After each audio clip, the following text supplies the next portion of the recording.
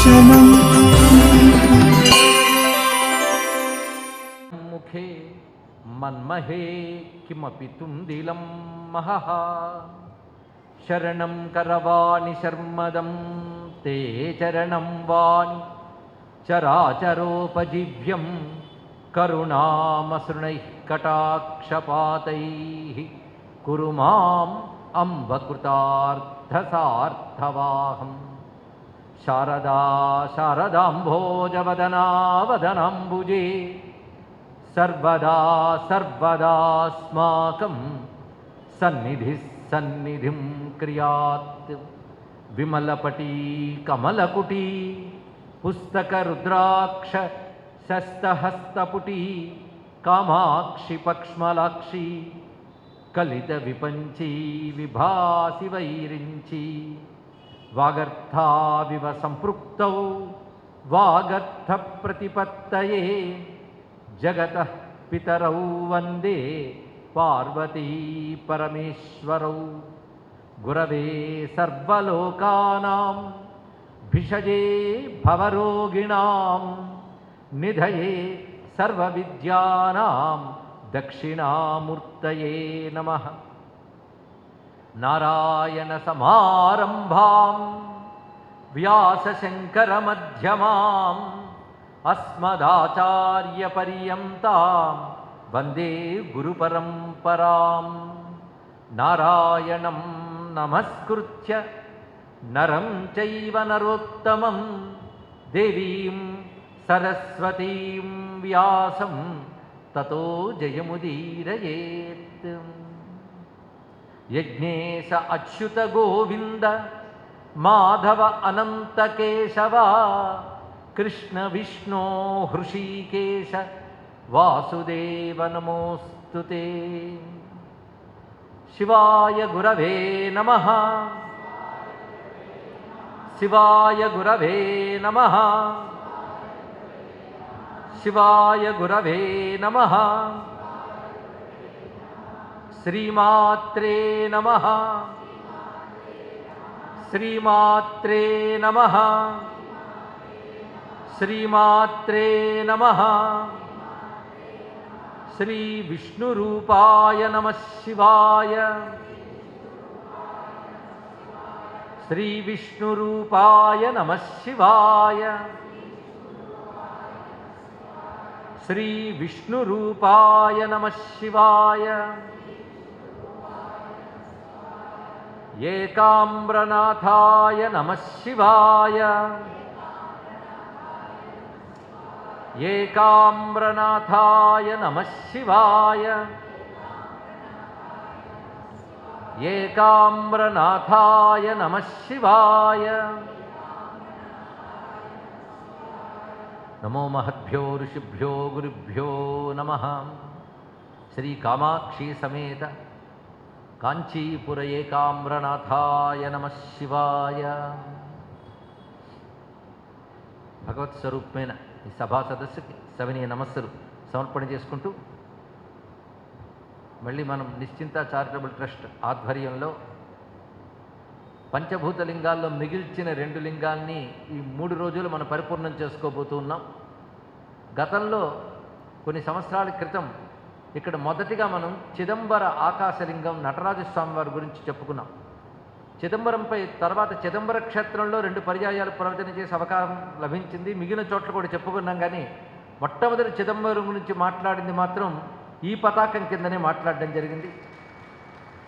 ఆ తర్వాత కొంతకాలానికి అరుణాచల శివుని గురించి వివరించుకున్నాం. గత ఏడాది శ్రీ కాళహస్తీశ్వర స్వామి గురించి కూడా చెప్పుకున్నాం. అంటే పంచభూత లింగాల్లో 3 లింగములు మనం పరిపూర్ణం చేసుకున్నాం. వాటిని అనేక గ్రంథాలను పరిశీలిస్తూ వాటి యొక్క విషయములు తెలుసుకుంటూ శరీర క్షేత్రంలో కూడా వాటిని ఎలా అన్వయించుకోవాలో చెప్పుకుని పరతత్వ ఆవిష్కరణ కూడా చేసుకోవడం జరిగింది. ఈసారి మనకి పృథ్వీలింగంతో ప్రారంభించుకునేటువంటి భాగ్యం ఏకామ్రనాథుని దయ వల్ల లభించింది. ఈ కార్యక్రమాలకి ప్రధానమైనటువంటి సూత్రధారి ఎవరో మనందరికీ తెలుసు. శ్రీపాద సత్యనారాయణ గారు నిశ్చింత చారిటబుల్ ట్రస్ట్ అనే దాన్ని పెట్టి ఎన్నో మంచి పనులు చేశారు, చేస్తున్నారు. త్యాగరాజస్వామి వారి కీర్తనలపై అద్భుతమైన ఒక గ్రంథాన్ని వారు కల్లూరి సత్యరామ ప్రసాద్ గారి ద్వారా వ్యాఖ్యానింపజేసి మంచి పుస్తకాన్ని, ప్రామాణికమైన పుస్తకాన్ని అందించారు. అలా ఎన్నో గ్రంథాలను ప్రచురించారు. ఈ వ్యాప్తికి, ధర్మ వ్యాప్తికి వారు చేస్తున్న కృషి గొప్పది.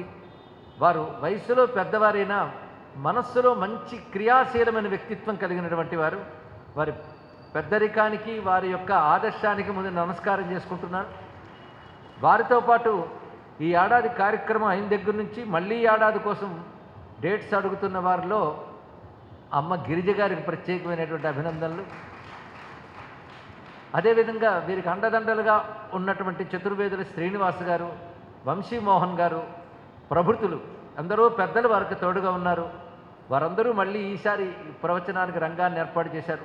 ఎంతో సాధారణంగా ఆహ్వానాలు పలికినటువంటి మా మారుమాముళ్ళ దత్తాత్రేయ శర్మ గారికి కూడా ప్రత్యేక అభినందనలు. ఇవాళ మనం ఏం ప్రారంభించుకుంటున్నాం అనేది మీ కరపత్రాల్లో చూసినదే. పృథ్వీలింగంతో ప్రారంభం చేసుకుంటున్నాం. రేపు జలలింగంతో మనం పరిపూర్ణం చేసుకుంటాం. ఇది పృథ్వీ తర్వాత జలం చెప్పడం ఒక విధంగా సరి అయింది, కానీ మన క్రమం మాత్రం అలా వెళ్ళలేదు. మొదట ఆకాశం, తర్వాత అగ్ని, తర్వాత వాయువు వచ్చాం. అటు ఇటు వచ్చిన శివుడే కదా. కానీ ఈసారి పృథ్వీలింగం జలలింగంలో సమన్వయించడం, పార్థివలింగ పూజ చేసి జలంలో నిమజ్జనం చేసినట్టుగా మనకు కనిపిస్తాం. ఏదేమైనా పృథ్వీలింగ క్షేత్రం అంటే కాంచీపురం. కాంచీపురంలో ఉన్న శివుడు పృథ్వీలింగముగా చెప్పబడుతున్నాడు. ఏకాంబరనాథుడు అని స్వామి యొక్క పేరు. కాంచి అనగానే చాలామందికి మనస్సు ఒక్కసారి స్పందించి పరవశిస్తుంది. ఎందుకంటే అమ్మవారి భక్తులకి సాక్షాత్ శ్రీ విద్యాక్షేత్రం కాంచీపురం. శ్రీ విద్యలో అభివర్ణించిన అరుణాం కరుణాతరంగితాక్షిం అని చెప్పబడిన తల్లి శ్రీ లలితా మహాత్రిపుర సుందరి పరాభట్టారిక కొలువు తీరినటువంటి చోటే కాంచీపురం. అంటే కాంచీపుర కామాక్షి అని మనం స్మరిస్తాం. అంతేకాకుండా వైష్ణవ క్షేత్రాల్లో అత్యంత ప్రధానమైనటువంటి వరదరాజస్వామి క్షేత్రం కూడా అక్కడే ఉన్నది. ఇది కాకుండా శివుని సమీపంలోనూ అమ్మవారి సమీపంలో కూడా విష్ణువు 2 మూర్తులుగా కొలువు తీరు ఉన్నారు. అంటే మొత్తం ఆ క్షేత్రం అంతా కూడా శివశక్తి విష్ణుమయం, ముగ్గురు ప్రధానంగా ఉంటారు. అప్పయ్య దీక్షితుల వారు రత్నత్రయ పరీక్షను గ్రంథాన్ని రచించారు. అందులో ఆమ్నాయ సాగరాన్ని మథనం చేస్తే లభించే 3 రత్నాలు అన్నారు. అంటే క్షీరసాగరాన్ని మథనం చేస్తే చింతామణి మొదలైనవి వచ్చేట. అలాగే వేదమనే సముద్రాన్ని మథనం చేస్తే 3 రత్నాలు వచ్చాయి. ఆ 3 రత్నాలే శివుడు, శక్తి, విష్ణువు అని అద్భుతంగా ఆయన తెలియజేశారు. ఆ 3 ఉన్న క్షేత్రం ఏదంటే కాంచీపురం. అది దీని యొక్క ప్రత్యేకత. అలాంటివి కొన్ని అరుదుగా ఉంటాయి 3 ఉన్నటువంటివి. కాశీ తర్వాత మళ్ళీ కాంచీ అటువంటిది. కాశీలో కూడా ప్రధానంగా ఈ 3, కాంచీపురంలో కూడా ఆ విధంగా. పైగా కాశీ, కాంచి 2 శబ్దములు వినడానికి కూడా మనకు సమీపంగా కనబడతాయి. ఉత్తరాన కాశీ, దక్షిణాన కాంచి. ఈ 2 చాలా విశేషమైనవి. దీని గురించి పరమేశ్వరుడే తెలియజేస్తూ నాకు కాశీ, కాంచి 2 నేత్రాలు అని చెప్పినట్లు కూడా మనకు పురాణం ఎందుకు కనబడుతున్నది. వీటికి పోలికలు చాలా ఉన్నాయండి. అవేమిటో మనం ఎలాగో తెలుసుకోబోతున్నాం. ఈ కాంచీపుర వైభవంలో ఇప్పుడు మనం చెప్పుకోబోతున్నది కేవలం ఏకాంబరనాథునికి సంబంధించి, అంటే శివకాంచి, దానికి సంబంధించింది మనం చెప్పుకుంటున్నాం ఈసారి. అందుకని కామాక్షి గురించి చెప్పాలన్నా, వరదరాజస్వామి గురించి చెప్పాలన్నా అవి మళ్ళీ సరిపోనివి. మన ప్రస్తుతాంశం కూడా పంచభూతలింగాల్లో భాగంగా చెప్తున్నాం కనుక పృథ్వీలింగంగా చెప్పబడుతున్నటువంటి ఏకాంబరనాథుడు లేదా శివకాశి లేదా శివకాంచి యొక్క వైభవాన్ని మనం చెప్పుకోబోతున్నాం. దీని గురించి గ్రంథములు ఎన్ని లభిస్తున్నాయంటే అనేక పురాణాల్లో క్షేత్రముల గురించి చెప్పేటప్పుడు కాంచీ గురించి కూడా చెప్పారు. మనకి ప్రసిద్ధంగా మోక్ష పట్టణాల్లో కాంచి ఒకటి అని తెలుసు. మోక్ష నగరి. నగరాల్లో మోక్షం ఏమిటండి? నగరాల్లో ఇప్పుడు హడావిడి సందడి మాత్రమే ఉంటుంది. మోక్షం కావాలంటే అరణ్యాలకో అక్కడికి వెళ్ళి ప్రశాంతంగా కూర్చోవాలి అనుకుంటాం, కానీ అంత తేలిగ్గా అరణ్యాలకు వెళ్ళలేము మనం. ఒకప్పుడు అరణ్యాలు ఇప్పుడు క్షేత్రాలు అయిపోతున్నాయి, అయ్యాయి కూడా. కానీ కాంచి ఎప్పటి నుంచో నగరం. అంటే కాంచీని ప్రధానంగా తీసుకుని రాజధాని నగరంగా అది విస్తరించింది కూడా. అలాగే కాశీ కూడా నగరమే. అలా నగరాలు ఏమిటి అంటే ప్రసిద్ధిగా హిందువులందరికీ తెలిసిన శ్లోకం, తెలియవలసిన శ్లోకం అయోధ్య, మధుర, మాయ, కాశీ, కాంచీ, అవంతిక, పురి, ద్వారవతీ చైవ. అని మొత్తం సప్తైధ మోక్షపట్టణాహ అంటూ 8 మోక్ష నగరాలు చెప్పారు. అందులో కాశీ కాంచీ 2 పక్కపక్కనే చెప్పడం కూడా మనకు జరుగుతున్నది. కాశీ ఎటువంటి ముక్తి నగరో కాంచీ కూడా అటువంటి ముక్తి నగరి. ఏ క్షేత్రం గురించి మనం పరిశీలించిన పురాణములు యందు ఆ క్షేత్రం సర్వోత్తమము సర్వోన్నతము అని వర్ణిస్తారు. మరి ఏది చేసినా సర్వోత్తమైనప్పుడు ఏదో ఒకటి చెప్పాలి, కానీ బ్రద్దాన్ని సర్వోత్తమం అనడం ఏంటండి అంటే దానిని ఆశ్రయించినప్పుడు దాని సర్వోత్తమత్వం తెలుస్తుంది. ఇందులో వేటిని మనం ఆశ్రయించినా తరించిపోతామనేటువంటిది దానిలో ఉన్నటువంటి అద్భుతమైన అభయవాక్యం. కాంచీ గురించి మనకి అనేక పురాణాల్లో ఉంటుంది. ప్రత్యేకించి కాశీఖండం ఎలా ఉన్నదో దానికి అనుసంధానంగానే స్కాంద పురాణంలో కాంచీ మాహాత్మ్యం అనకు విస్తార గ్రంథం ఉంది. 50 అధ్యాయాలు. ఈ 50 అధ్యాయాలు అద్భుతమైన శ్లోకములండి. అంటే నిత్యం అనుసంధానం చేయదగ్గ శ్లోకములు ఉన్నాయి. చదువుతుంటే కలిగే ఆనందం అంతా ఇంత కాదు. అనేక ఉపనిషద్వాక్యాలని అందులో మేళనం చేస్తూ వాటిని సమన్వయిస్తూ ఉపనిషత్ ప్రతిపాద్యుడైనటువంటి ఏ బ్రహ్మముందో అతడే సదాశివుడిని, ఆ సదాశివుడే ఏకాపరాధుడిగా చూపిస్తూ అద్భుతమైన స్తోత్ర రచన కూడా అందులో కనబడుతూ ఉంటుంది. కాంచీపురంలో ఉన్న రకరకాల శివక్షేత్రముల వర్ణన దానిలో కనబడుతుంది. అవి మనం జాగ్రత్తగా వ్రాసి పెట్టుకుని పరిశీలిస్తే నేటికి అవి గోచరిస్తూ ఉంటాయి. కాంచీపురం శైవ వైష్ణవ శాక్తేయ మూడింటికి ఆధారం. కానీ ఈ మూడింటికి వేదం ఆధారం, అది మర్చిపోవద్దు.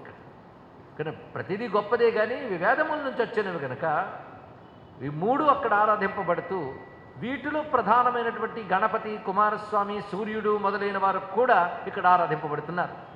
అంటే వేదం ప్రతిపాదించే షణ్మతాలు కాంచీపురంలో మనకు కనబడుతుంటాయి. వేదం ప్రతిపాదించిన ఉపాసనలు 6 మాత్రమే. దీని యొక్క అంగములే మిగిలినవన్నీ కూడా. అంటే 6 ప్రధానమైనటువంటివే. 6 ఇక్కడ కనబడుతున్నాయి. ఇదే విధంగా కాశీలో కూడా కనబడతాయి. ఇవి పూర్తిగా మన సనాతన ధర్మం యొక్క కేంద్రం. ఇందులో ప్రతిదీ గొప్పదే అని మాత్రం ఎప్పటికప్పుడు ప్రతి చోట ఈ 30 ఏళ్లలో చెప్తూనే ఉన్నాం. ఏదో ఒకవైపు ఒరిగిపోయే మనస్తత్వం మనకు కాదు. ఇదంతా కలిపి ఒకే బ్రహ్మం. ఆ బ్రహ్మమును శివుడిగా చెప్పినప్పుడు శివ ప్రాధాన్యం, విష్ణువుగా చెప్పినప్పుడు విష్ణు ప్రాధాన్యమే తప్ప ప్రాధాన్యమైన బ్రహ్మం మాత్రం ఒక్కటే అని ఎరుకతోనే మనం వీటన్నిటి గ్రహిస్తున్నాం. ఇది మనమేదో కొత్తగా ఆవిష్కరించిన సిద్ధాంతం కాదు. ఇది వేద హృదయం, వేదాన్ని అనుసరించి వచ్చినటువంటి మహాత్ముల యొక్క సందేశం. దాన్ని మనం తీసుకువస్తున్నాం. అంటే కాంచీపురం అనగానే ఈ మూడింటి మనం పరిశీలించాలి. ఇప్పుడు మనం చెప్పుకుంటున్నటువంటి చోటు ఏదైతే ఉన్నదో ఈ చోటు రుద్రకోటి, శివకోటి అని చెప్పబడుతున్న చోటు. దీన్ని వ్యవహారంలో శివకాంచి అని కూడా అంటూ ఉంటారు. శాస్త్రమునందు దీనికి ఎన్ని రకాల పేర్లు చెప్పబడుతున్నాయి. ఇది కామాక్షి విలాసం అనే గ్రంథంలోనూ కాంచీ మహాత్మ్యంలోనూ ఉంది. నిజానికి అది ఉద్గ్రంథం అండి. అంటే సప్తాహ నవాన్న దీక్షతో కూడా తెలుసుకోవలసినంత ఉద్గ్రంథం అది. అలాంటి భవ్యమైన కాంచీపురంలో ఇప్పుడు మనం ప్రవేశిస్తున్నాం. కాంచీపురానికి ఎల్లలు కూడా పురాణం వర్ణించింది. ఇది కొంచెం ఆశ్చర్యం వేస్తుంది. అంటే ఒక జాగ్రఫికల్గా ఎలా ఉండేది అనే అవగాహన కూడా మనకు ఉంటుంది. ఇందులో ప్రాంతములు ఏవి కూడా ఇప్పటికీ మారకుండానే ఉన్నాయి. అందులో చాలా విస్తారంగా ఉన్న మనకు ఒక అవగాహన కోసం ఇప్పుడు చెప్పడం జరుగుతుంది. ఆ రూపంగా ఆయా దిక్కుల్లో ఉన్న దేవతలను కూడా స్మరించి ధన్యమవుదాం. క్షేత్రముల గురించి చెప్పినప్పుడు తెలుసుకోవాల్సింది ఏంటంటే విన్న వెంటనే క్షేత్రానికి వెళ్ళాలి అనిపించాలి. నిజమే, అనిపించకపోయినా పర్వాలేదు, కానీ శ్రద్ధగా వింటే ఆ క్షేత్ర దేవతలు మన హృదయంలో స్ఫురించి అప్పటికప్పుడే అనుగ్రహిస్తారు. కనుక మనం ఈ 3 రోజుల్లో కదలకుండా కాంచీపురం, జంబుకేశ్వరం 2 వెళ్ళి రావచ్చు. దానికి కావలసిన సంసిద్ధత మన మనస్సులో ఉండాలి. సిద్ధంగా ఉన్నారు కదా? అయితే ముందు సరిహద్దు ప్రాంతాలు చెప్తున్నాడు ఇక్కడ. ప్రధానంగా ఈ కాంచీ క్షేత్రం విశేషం ఏమిటి అంటే ఇది తూర్పు సముద్రానికి నైరుతి దిక్కులో దక్షిణ పినాకిని అనొక నది ఉంది. అంటే మన పెన్నా నది అంటూ ఉంటాం. దక్షిణ పినాకిని నది అది ఎలా ఏర్పడిందంటే శివుని యొక్క ధనువు పినాకం, దాని ద్వారా ఏర్పడినది అని చెప్తారు. ఆ తూర్పు సముద్రానికి వాయవ్యం వైపు 7 ఆమడల దూరంలో శిలాహ్రదము అనొక చోటు ఉంది. శిలాహ్రదము, హ్రదము అంటే మడుగు అని, రాతి మడుగు అనమాట. అలాంటి చోటు ఒకటి ఉన్నది. అదొక క్షేత్రం. ఆంజనేయ స్వామి వారు, రేపు ఆంజనేయ జయంతి కూడా మనకి, ఆ స్వామివారు ఈ క్షేత్రం మీదుగానే సంజీవ పర్వతాన్ని తీసుకువెళ్ళాడని ఇప్పటికీ అక్కడ ప్రసిద్ధిగా చెప్తూ ఉంటారు. ఆ తీర్థానికి ఈశాన్య దిశలో స్వామి పుష్కరిణి ఉన్నది అన్నారు. లెక్క అంటే స్వామి పుష్కరిణి అంటే ఎక్కడుంది? తిరుమల వెంకటేశ్వర స్వామి వద్ద ఉన్నది. అది ఒక హద్దు స్వామి పుష్కరిణి. అది కాంచీపురానికి ఒక హద్దు తిరుమల. అంటే తిరుమల మొదలుకొని ఇదంతా కలిపి అఖండ కాంచీ మండలం అని చెప్పబడుతుంది. ఇదంతా అంటే అక్కడి నుంచి ఉన్నటువంటి ప్రాంతం అంతా కూడా అని అర్థం. ఇక్కడ దీన్ని అఖండ కాంచీ మండలం అంటారు. దానికి తుండీరుడు అనే రాజు పాలించాడు కనుక తుండీర మండలం అని కూడా పేరున్నది. ఇది ఎక్కడి వైపు ఉంటుందంటే తూర్పు సముద్రానికి పడమర వైపు ఇదంతా ఉంటుంది. మరొక హద్దు ఏమిటంటే పడమర వైపు మహాబలిపురం. ఇది ఒక హద్దుగా చెప్పారు. ఈ మహాబలిపురానికి నైరుతి వైపు దేవకీపురం మనకు ప్రాంతం ఉంది. దానికి వాయవ్యం వైపున విరించిపురం ఉంది. ఇవన్నీ గుర్తుపెట్టుకోకపోయినా వింటే చాలన్నాం కదా. అలాగని గుర్తుపెట్టుకోకుండా ఉండడానికి ప్రయత్నించకండి, శ్రద్ధగా వింటే చాలు. ఇక్కడ విరించిపురం ఇది ఎక్కడుందని చెప్పుకున్నాం? దేవకీపురానికి వాయవ్యం వైపు. ఈ విరించిపురం చాలా విశేషమైన క్షేత్రం. ఇది ఉండడం తమిళనాడైన చిత్తూరు జిల్లాకి హద్దులో ఉంటుంది. ఇక్కడే అప్పయ్య దీక్షితుల వారి ఊరది. అడయప్పాలెం అని వ్యవహార నామం, విరించిపురం అని శాస్త్రనామం. ఇక్కడున్న శివుడి పేరు మార్గసహాయేశ్వరుడు, మార్గబంధు అంటే ఆయనే. అక్కడున్న అమ్మవారి పేరు కామాక్షి. చిత్రం ఏంటంటే కాంచీ మండలంలో ప్రతి అమ్మవారిని కామాక్షి అంటారు. ఇది తెలుసుకోవాలి. కేరళలో ప్రతి అమ్మవారిని భగవతి అంటారు. అలాగే కాంచీ మండలంలో అమ్మవారిని ప్రధానంగా మనం అంటున్నది కామాక్షి అని. అది కాంచీ మండలంలో ఒకటే, నెల్లూరులో కూడా మనం జొన్నవాడ కామాక్షి అంటుంటాం. కానీ కామాక్షి నామంతో అమ్మవారు ఆ మండలమంతా ఆవిడే ప్రకాశిస్తుందండి అఖండ కాంచీ మండలంలో. వాటి తర్వాత ఇది కామాక్షి క్షేత్రం యొక్క విశేషము. విరించిపురానికి 5 ఆమడల దూరంలో నాగహలపురం అనే చోటుంది. దాన్ని నాగులాపురం అని అంటారు. అక్కడ పరమేశ్వరుడు క్షీరసాగర మథనంలో తిన విషాన్ని భక్షణం చేసిన తర్వాత అక్కడ విశ్రాంతి తీసుకున్నాడు అని ఆ క్షేత్రంలో చెప్పబడుతున్నట్టు ఒక ఐతిహ్యం. మహాబలిపురం దాకా వచ్చాం కదా ఇందాక. దాని పడమర వైపు త్రివేణి సంగంపురం అనుంది. దానికి సమీపంలోనే వ్యాఘ్రవనం అనే క్షేత్రం ఉంది అన్నాడు. వ్యాఘ్రవనం అంటే చిదంబర క్షేత్రము అని చెప్తున్నారు. ఈ వ్యాఘ్ర క్షేత్రానికి వాయవ్య వైపు క్షీరాబ్ధి నగరం అని ఉన్నది. దానికి ఈశాన్యంలో నంది గంగాపురం అంటారు. ఈ ఇప్పటి వరకు చెప్పిన వాటి మధ్యలో ఉన్నదే కాంచీ మండలం. వాటి హద్దుల్లోనే మహాక్షేత్రములు ఉన్నాయి. ఇదంతా కాంచీ మండలం అని చెప్తూ దీని గొప్పతనం ఏంటంటే మహాశక్తి ప్రభావాఢ్య శక్తి ప్రాధాన్య వైభవాత్ అన్నారు.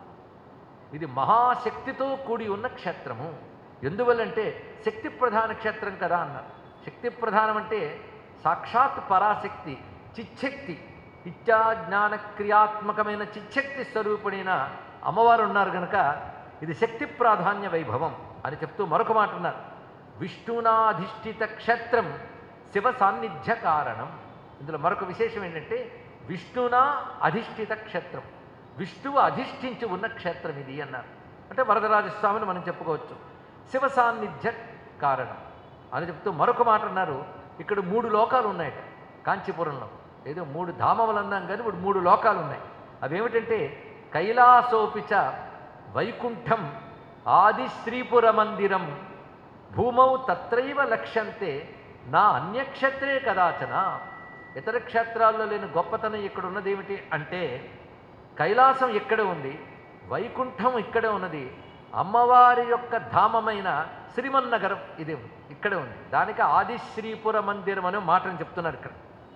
పైగా దీనికి తైజస క్షేత్రం, భాస్కర క్షేత్రం, సత్యవ్రత క్షేత్రం అని 3 పేర్లు. కాంచీకి ఎన్ని పేర్లు ఉన్నాయో చూడండి. ఇక్కడ తైజస క్షేత్రం అని ఎందుకంటారంటే బిల వృక్ష విమానాంకే క్షేత్రం తైజసముచ్యతే. తైజస క్షేత్రం దేన్ని అనాలి? ఇలా ఒక్కొక్క దానికి ఒక ప్రత్యేకం ఉందండి. దీన్ని బట్టి తెలిస్తే కాంచీపురం అంటే మన భారతదేశంలో ఉన్నటువంటి ఒక ల్యాండు అనుకుంటే అంతకంటే అవివేకం లేదు. ఎన్ని రహస్యాలు ఉన్నాయో కాంచీపురంలో. అయితే సాధారణంగా టూరిస్టులకి తెలియబడదు, సాధకులు శోధనా దృష్టితో పెడితే తెలుస్తుంది. అందుకే సాధకులకి శోధకులకి తెలియబడే మహాక్షేత్రం కాంచీ. ఇక్కడ బిలము ప్రధానంగా ఉంటుంది అన్నారు. అమ్మవారి గర్భాలయం క్రింద ఒక మహాబిలం ఉంది. మహాబిలం గురించి మనం ఇదివరకు కామాక్షి గురించి చెప్పిన ప్రవచనాల్లో విస్తారంగా మనం చెప్పుకోవడం జరిగింది. ఇక్కడ ప్రస్తావించట్లేదు కానీ అది బిలం. ఈ బిలము మన శరీరంలో మూలాధారం నుంచి సహస్రారం వరకు ఉన్న స్థానం అనే చెప్పబడుతుంది. ఆ మూలాధారాత్ ఆ బ్రహ్మబిలం విలసంతి విసతంతు తనీయసి విద్యుత్పుంజ పింజరాం అని శ్రీ విద్యలో చెప్పబడేటువంటి రహస్యం ఆ మహాబిలం యొక్క చోటండి. అంటే మన శరీరంలో ఒక మహాబిలం ఉంది. కుండల్ని సంచరించే ఏ ప్రాంతం ఉన్నదో దాని మహాబిలం అని పేరు. బిలం అంటే రంధ్రం. మహాబిల స్థానం మూలాధారము సహస్రారము ఈ మధ్యలో ఉన్న గమన మార్గం. భూమి యందు ఆ మూలాధార స్థానం ఏది అంటే కాంచీపురం నుంచి మొదలవుతుంది. అంటే కమలాపురం నుంచి కాంచీపురం వరకు ఉన్నదంతా మూలాధార స్థానం. కమలాపురం అంటే చాలామంది తెలిసి ఉంటుంది, తిరువారు అంటారు. అక్కడ వాల్మీకేశ్వరుడు త్యాగరాజేశ్వరుడు అనే పేరుతో శివుడు ఉంటాడు. అక్కడి నుంచి కాంచీపురం వరకు. కాంచీ ఎక్కడికి వస్తుందంటే మూలాధారం నుంచి నాభిస్థానం ఏది ఉందో అక్కడి వరకు వస్తుంది.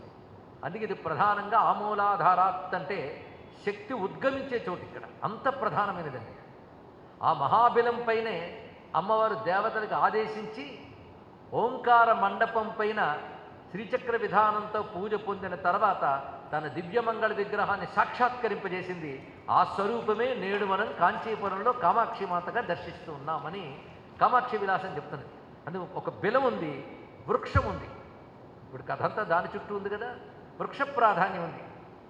అదేవిధంగా గోపురముల యొక్క సంఖ్య వాటి ప్రాధాన్యం ఉన్నది. ఈ మూడింటితో కూడిన క్షేత్రాన్ని తైజస క్షేత్రం అంటారు అన్నారు. ఇక్కడ తైజస క్షేత్రం అని కాంచీపురానికి ఎందుకు అంటారు ఇప్పుడు తెలిసారు కదా. బిలం వృక్ష విమానాంకే, అంకే అంటే కూడిన తెలియబడుతున్నా అని అర్థం ఇక్కడ. అలాంటి క్షేత్రం తైజసం అనిపించుకుంటుంది. అయితే బిలం పూర్తిగా ఆకాశమే. బిలంలో ఉండేది ఏంటండి, శూన్యం కాదు, కంటికి కనబడని శక్తి ఉంటుంది.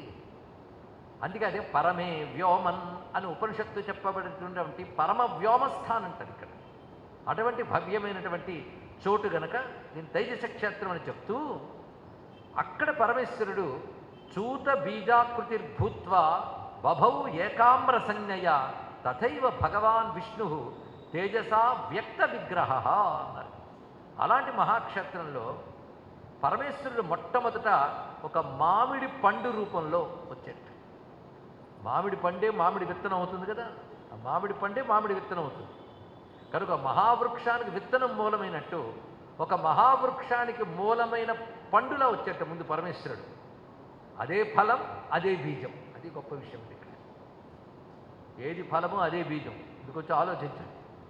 ఫలం అనేది తత్వశాస్త్ర విచారణ ప్రకారంగా చూస్తే జీవుడికి ఫలం మోక్షం. మోక్షం అంటే ఏమిటి? బ్రహ్మమును పొందుట. అక్కడ మళ్ళీ పొందేవాడు పొందబడిన బ్రహ్మమని రెండుండవు. బ్రహ్మమే తానుగుట, బ్రహ్మమే మిగిలేదేదో అది ఫలం. అంటే ఫలం ఎవరు? బ్రహ్మమే. కారణం ఎవరు? బ్రహ్మమే. కారణము బ్రహ్మమే, ఫలము బ్రహ్మమే. బ్రహ్మం అంటే ఏంటో చెప్పక్కర్లేదు కదా, పరమాత్మ. ఆ పరమాత్మే సృష్టికి మూలమైన వాడు కనుక బీజం, సాధనలకు ఫలమైన పరమస్వరూపుడు కనుక ఫలం. కనుక ఫలమే బీజం అనే మాట మామిడి దగ్గర బాగా వస్తుంది ఇక్కడ. అందుకే అలాంటి స్వామి చూత బీజాకృతి భూత్వా, చూత బీజము అంటే మామిడి విత్తనముగా ఉన్నటువంటి వాడు. ఎన్నో మామిళ్ళు కావది, ఒక్కటే మామిడి. అది ఏకామ్ర సంజ్ఞయ. ఇది జాగ్రత్తగా వినాలండి. ఎందుకంటే మనకి శ్రవణం చేసే విధానం చాలామందికి తెలియదు. రెండు కారణాలు, అవివేకం, నిర్లక్ష్యం ఒక కారణమైతే అహంకారం మరొక కారణం. దీనివల్ల శ్రద్ధగా పట్టుకోలేము. శ్రద్ధగా పట్టుకుంటే పరమాత్మ అనుభూతి అప్పుడే పొందవచ్చు. అనుభూతి ప్రధానంగా ఏకాగ్రంగా వినడం కోసం చెప్పడం జరుగుతోంది. ఇందులో ఎంత రహస్యం ఉన్నదో చూడండి. ఏకామ్ర. కానీ సాధారణ వ్యవహారంలో చాలామంది ఏకాంబరేశ్వరుడు అంటుంటారు. నేను మొన్న క్షేత్రానికి కూడా వెళ్ళాను. కామాక్షి ఏకాంబరేశ్వరుడిని పెట్టారు. ఎవరు సవరించేవాళ్ళు లేరా అని చాలా బాధ కలిగిందండి. ఇన్ని పురాణాలు చూసాం కానీ కాంచీలో ఏకాంబరేశ్వరుడు ఎవడు లేడు. ఏకాంబరేశ్వరుడే. ఏక అంబర ఈశ్వరుడు కాడైనా ఏక ఆంబర ఈశ్వరుడు. తెలుసుకోండి. ఇక ఇక్కడున్న వాళ్ళైనా సరిగ్గా పలుకుతారేమో ఒకవేళ శ్రద్ధగా వింటే. అలా విన్నారని నేను అనుకుంటున్నాను. స్వామి పేరేమిటి? ఏకాంబరేశ్వరుడు. ఏకాంబర ఈశ్వరుడు కాదు. సరే ఏకాంబర శబ్దానికి అర్థం తీస్తే చాలా అన్వయించవచ్చు అనుకోండి. కానీ ఇక్కడ క్షేత్రంలో స్వామి పేరు ఏకాంబరేశ్వరుడు అని కాంచీ మహాత్మ్యం స్పష్టంగా చెప్తుంది. ప్రామాణిక గ్రంథములు చెప్తూ ఉన్నాయి. ఏక అంబర ఈశ్వరుడు. అంబరము అంటే ఆకాశం. ఆకాశం ఎప్పుడు ఒకటే, రెండు ఆకాశాలు ఉంటాయండి సృష్టిలో. రెండు నీళ్లు ఉండొచ్చు రెండు పాత్రల్లో పెడితే కదా. అలా ప్రధాన్ని ఒకటే అయినా రెండుగా చూపించవచ్చు. ఆకాశాన్ని మీరు చూపించలేరు కదా. ఆ ఏక అంబరం ఏదంటే చిదంబరమే ఏకాంబరం అవుతుంది. ఏకము అంటే ఒక్కటిని అర్థం, ఏకము అంటే ప్రధానమని కూడా అర్థం. ప్రధానమైన ఆకాశం అంటే మనం చూస్తే భూతాకాశం కంటే గొప్పదని చిదాకాశమే ఏకాంబరం. తప్పు శబ్దం కాదు, కానీ ఇక్కడ అన్వయించకూడదు. కానీ ఏకాంబరేశ్వరుడు అంటే తెలుస్తుంది కదా. చూత బీజాకృతిర్భూత్వా బభౌ ఏకాంబర సంజ్ఞయ తథైవ భగవాన్ విష్ణు తేజసా వ్యక్త విగ్రహ. అలాగే విష్ణువు తన తేజస్సు చేత ఇక్కడ వ్యక్తం చేశాడు తన విగ్రహాన్ని అని. ఇక్కడ కామాక్షి విగ్రహం కానీ వరదరాజస్వామి విగ్రహం కానీ ఏకాంబరనాథ లింగము కానీ ఎవరో తయారు చేసి చెక్కినది కాదు అని పురాణం చెప్తున్నది. వెంకటేశ్వర స్వామి ఎలా స్వయం వ్యక్తమో వరదరాజస్వామి అలాగే స్వయం వ్యక్తం, కామాక్షిమాత కూడా అలాగే స్వయం వ్యక్తము. ఇవి స్వయం వ్యక్త విగ్రహములు అని చెప్పబడుతున్నాయి. పైగా ఇక్కడ ముగ్గురు కామాక్షులు ఉంటారు కాంచీపురంలో. ఆ ముగ్గురు కామాక్షులు ఎవరు అంటే, ఒకరు మనం ప్రధానంగా చూసేటువంటి గర్భాలయంలో ఉన్న కామాక్షి, ఆ పక్కన తపక్కామాక్షి అని మరొక అమ్మవారు ఉంటారు. అంటే ఒక పాదం భూమి మీద పెట్టి మరొక పాదం పైకి ఎత్తి మోకాలు దాకా తెచ్చుకొని ఒక చేతిని శిరస్సుపై ఒక చేతిని హృదయం దగ్గర తత్వముద్రుడితో పట్టుకున్న తల్లి తపక్కామాక్షి. మరొక తల్లి బంగారు కామాక్షి. ఈ తల్లి ఉత్సవ విగ్రహంగా చెప్పబడుతూ ఏకాంబరనాథుని వివాహ సమయంలో అక్కడికి వెళ్ళి ఆయన వివాహం చేసుకుని మళ్ళీ వచ్చేస్తుంది. ఒకప్పుడు అక్కడ బంగారు కామాక్షి ఉండేది, కానీ ఇతరులు దాడి చేసిన సమయంలో ఆ బంగారు కామాక్షిని కాపాడడం కోసం అప్పటి అర్చకులు కొన్ని శతాబ్దాల క్రితం దాన్ని తీసుకువెళ్ళిపోయి వివిధ ప్రాంతాల్లో కాపాడుకుంటూ వచ్చారండి. ఇవన్నీ భారత జాతి చరిత్ర తెలుసుకోవాలి. ఎన్ని రకాల దాడులు ఎదుర్కొంది సనాతన ధర్మం, ఎంతమంది త్యాగంతో కాపాడుకున్నారు ఈ ధర్మాన్ని అనేది తెలుసుకోవాలి. ఒక జడత్వంతో కూర్చుని వినడం కాదు, చైతన్యాన్ని పొంది కాపాడుకునే ప్రయత్నం చేయాలి. అది క్షేత్ర వైభవాలు చెప్తే పుణ్యాలు వస్తాయని పరిగెత్తికెళ్ళక నీళ్లలో బుడుంగును మునగడానికి చెప్పట్లేదు. ఇది నా చరిత్ర, ఇది దీని గొప్పతనం, దీన్ని మనం కాపాడుకోవాలనే భావం కలగడం కోసం అని చెప్తున్నాం. ఎన్ని రకాల దాడులు జరిగాయి. చాలా కాలం క్రితం హైదరాలీ దాడి చేసి ఏకాంబరనాథుడి గోపురంపై తాను తుపాకులు దాడి చేసేట. ఇప్పటికీ తూట్లు కనబడతాయి అక్కడ ఉన్నటువంటి స్వామి యొక్క మూర్తులను కూడా కాపాడుకోవడానికి పరిగెత్తారు తలో దిక్కుకి. అలాగే వరదరాజస్వామి వద్ద ఉన్నటువంటి స్వామివారి మూర్తుల్ని విగ్రహాలని కాపాడుకోవడానికి వారు మరొక చోట్లకు పరిగెత్తారు. ఎటువంటి దాడులను ఎదుర్కొన్నాం మనం. ఆ దాడి చేసిన వారికి వైష్ణవులైనా శైవులైనా ఒక్కటే. మనకైతే వైష్ణవులు శైవులు వేరుని కొట్టుకుంటాం, కానీ దాడి చేసిన వాళ్ళు మాత్రం మనల్ని కలిపి చూస్తారు. వాళ్ళు చూడగలిగేటట్టు మనం చూడలేకపోతే ఎలాంటి కలిసైనా చూడగలగాలి కదా. శత్రువు మనల్ని కలిపి చూస్తున్నప్పుడు మనల్ని మనం కలుపుకొని రక్షించుకోవాలనేదే తెలియదు. ఈ అవసరం ప్రతివారు గుర్తించాలి. సనాతన ధర్మాన్ని ఒక్కటిగా చూడాలి. మనపై మనం కలహించుకుంటూ ఉంటే అవతలి వారు మనల్ని చీల్చి చెండాడడానికి అవకాశం వస్తుంది. చీల్చేది మనం, చెండాడేది వాళ్ళు అవుతారు. ఇలాంటి పరిస్థితి రాకూడదు. అప్పుడు అలా కాపాడుకున్నారు. అయితే ఈ తల్లిని తీసుకువెళ్ళి వివిధ చోట్ల తిప్పగా అనేక చోట్ల అమ్మవారి పూజా లోపం జరగకూడదు. అన్ని చోట్ల శ్రీచక్ర విధానంగా అప్పుడు అర్చకులు కొంతమంది ఆ బంగారు కామాక్షిని కాపాడుకుంటూ వివిధ చోట్ల తిరుగుతూ చిట్ట చివరికి తంజావూరులో అక్కడి రాజు కల్పించినటువంటి ఆశ్రయంతో అమ్మవారిని పెట్టుకుని భవ్యమైన ఆలయాన్ని నిర్మాణం చేశారు. ఇప్పటికీ తంజావూరులో స్వర్ణ కామాక్షి ఆలయం ఉందండి, బంగారు కామాక్షి. ఒకప్పుడు కాంచీపురంలో ఉన్న తల్లి ఇప్పుడు అక్కడ ఉన్నది. గొప్పది ఏంటంటే ఆ పరంపరల్లో వచ్చిన మహానుభావులే శ్యామశాస్త్రి గారు. సంగీత మూర్తిత్రయంలో ప్రధానమైన శ్యామశాస్త్రి గారు ఆ స్వర్ణ కామాక్షి క్షేత్రమైన తంజావూరులోనే పుట్టి పెరిగి, అంటే పుట్టింది తిరువారూరులో, ఆయన కూడా పెరిగిందంతా మాత్రము తంజావూరులో. అంటే వాళ్ళ పూర్వీకుల క్షేత్రం అని. ఆ అమ్మనే కొలుచుకుని ఆ అమ్మవారిపైనే కీర్తనలు రచించి ముక్తి పొందిన సిద్ధపురుషులు శ్రీ విద్యోపాసకుల్లో అత్యంత ఉత్కృష్టులు అయిన మహానుభావులు శ్యామశాస్త్రి గారు. ఇది కాంచీ చరిత్ర మనం చెప్పుకుంటున్నాం. అలాంటి జగన్మాత నిజానికి కామాక్షిది ఉంది, విష్ణువు ఉన్నాడు, శివుడున్నాడు, 3 చెప్పాం. కానీ శాస్త్రం ఏం చెప్తుందో తెలుసా? ఒక్కరే 3 రూపాలతో ఉన్నారని చెప్తుంది. ఇది పట్టుకోవాల్సిన అందమైన అంశం. ఈ పురాణములు చెప్తున్నాయి.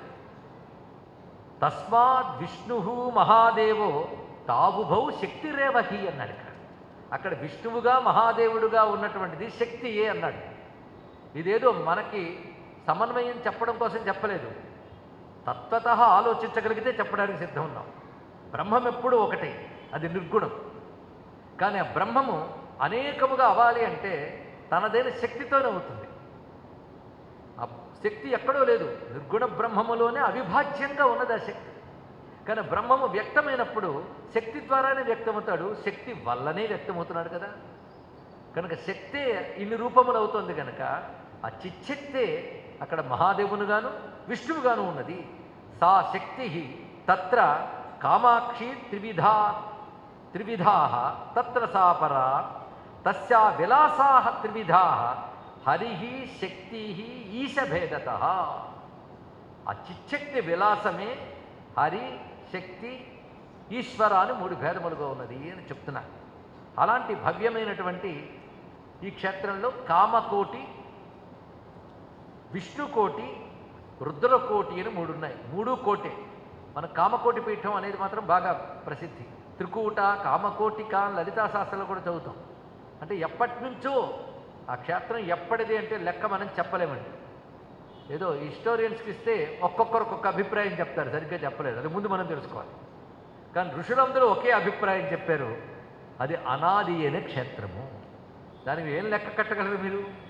పైన స్ట్రక్చర్స్కి మీరు హిస్టారికల్ డాటా ఇవ్వగలరు, క్షేత్రానికి ఎవరు ఇవ్వగలరండి అక్కడున్న శక్తికి? అందుకే ఒకటే అనాది క్షేత్రము కాంచీపురం. ఇందులో ఆగ్నేయం వైపు విష్ణు కాంచి ఉంటుంది, ఇక వాయవ్యం వైపు శివకాంచి ఉంటుంది అని చెప్తున్నారు ఇక్కడ. ఇది ప్రధానమైనది. అలాంటి భవ్యమైనటువంటి వాయవ్య వైపు ఉన్నటువంటి రుద్రకోటి లేదా రుద్రశాల, అమ్మవారు కామకోటి. అక్కడ ఉంది కామేశ్వరీదేవి, కామాక్షీదేవి, అందుకే అది కామకోటి. వరదరాజస్వామి వారు ఉన్న చోటంతా విష్ణుకోటి. అంటే 3 క్షేత్రాల మహాక్షేత్రం కాంచీ క్షేత్రం అని దీన్ని బట్టి మనం తెలుసుకోవాలి. 3 కోటులు ప్రధానమైనటువంటివే. పైగా అక్కడ ఇక్కడ సామాన్యం. అక్కడ ఇక్కడ అంటే కాశీకి కాంచీకి ఉన్నటువంటి సామాన్య అంశం ఏంటంటే 2 విద్యాస్థానాలు. ఆ రోజుల్లో కాశీ పండితులు అంటే ఒక ప్రసిద్ధి ఉండేది. అంటే బహుశాస్త్రములు అక్కడ రక్షింపబడ్డాయి. బహుశాస్త్ర అధ్యయన పనులు అప్పుడు ఉండేవారు. కానీ మనకి ఇతరుల దాడుల్లో ఎందరు శాస్త్రవేత్తల్ని క్రూరంగా చంపివేశారో, ఎన్ని విద్యల్ని అక్కడ 4 రోడ్ల కూడలలో తగలబెట్టారో, ఎన్నో కోల్పోయాం. కానీ అప్పట్లో విద్యల ధామం అంటే ఈశాన సర్వ విద్యానామైన విశ్వనాథుడు ఉన్న చోటండి. అది కాశీ యొక్క గొప్పతనం. మళ్ళీ కాంచి అటువంటిది అనేవారు. అది కాంచీ క్షేత్రంలో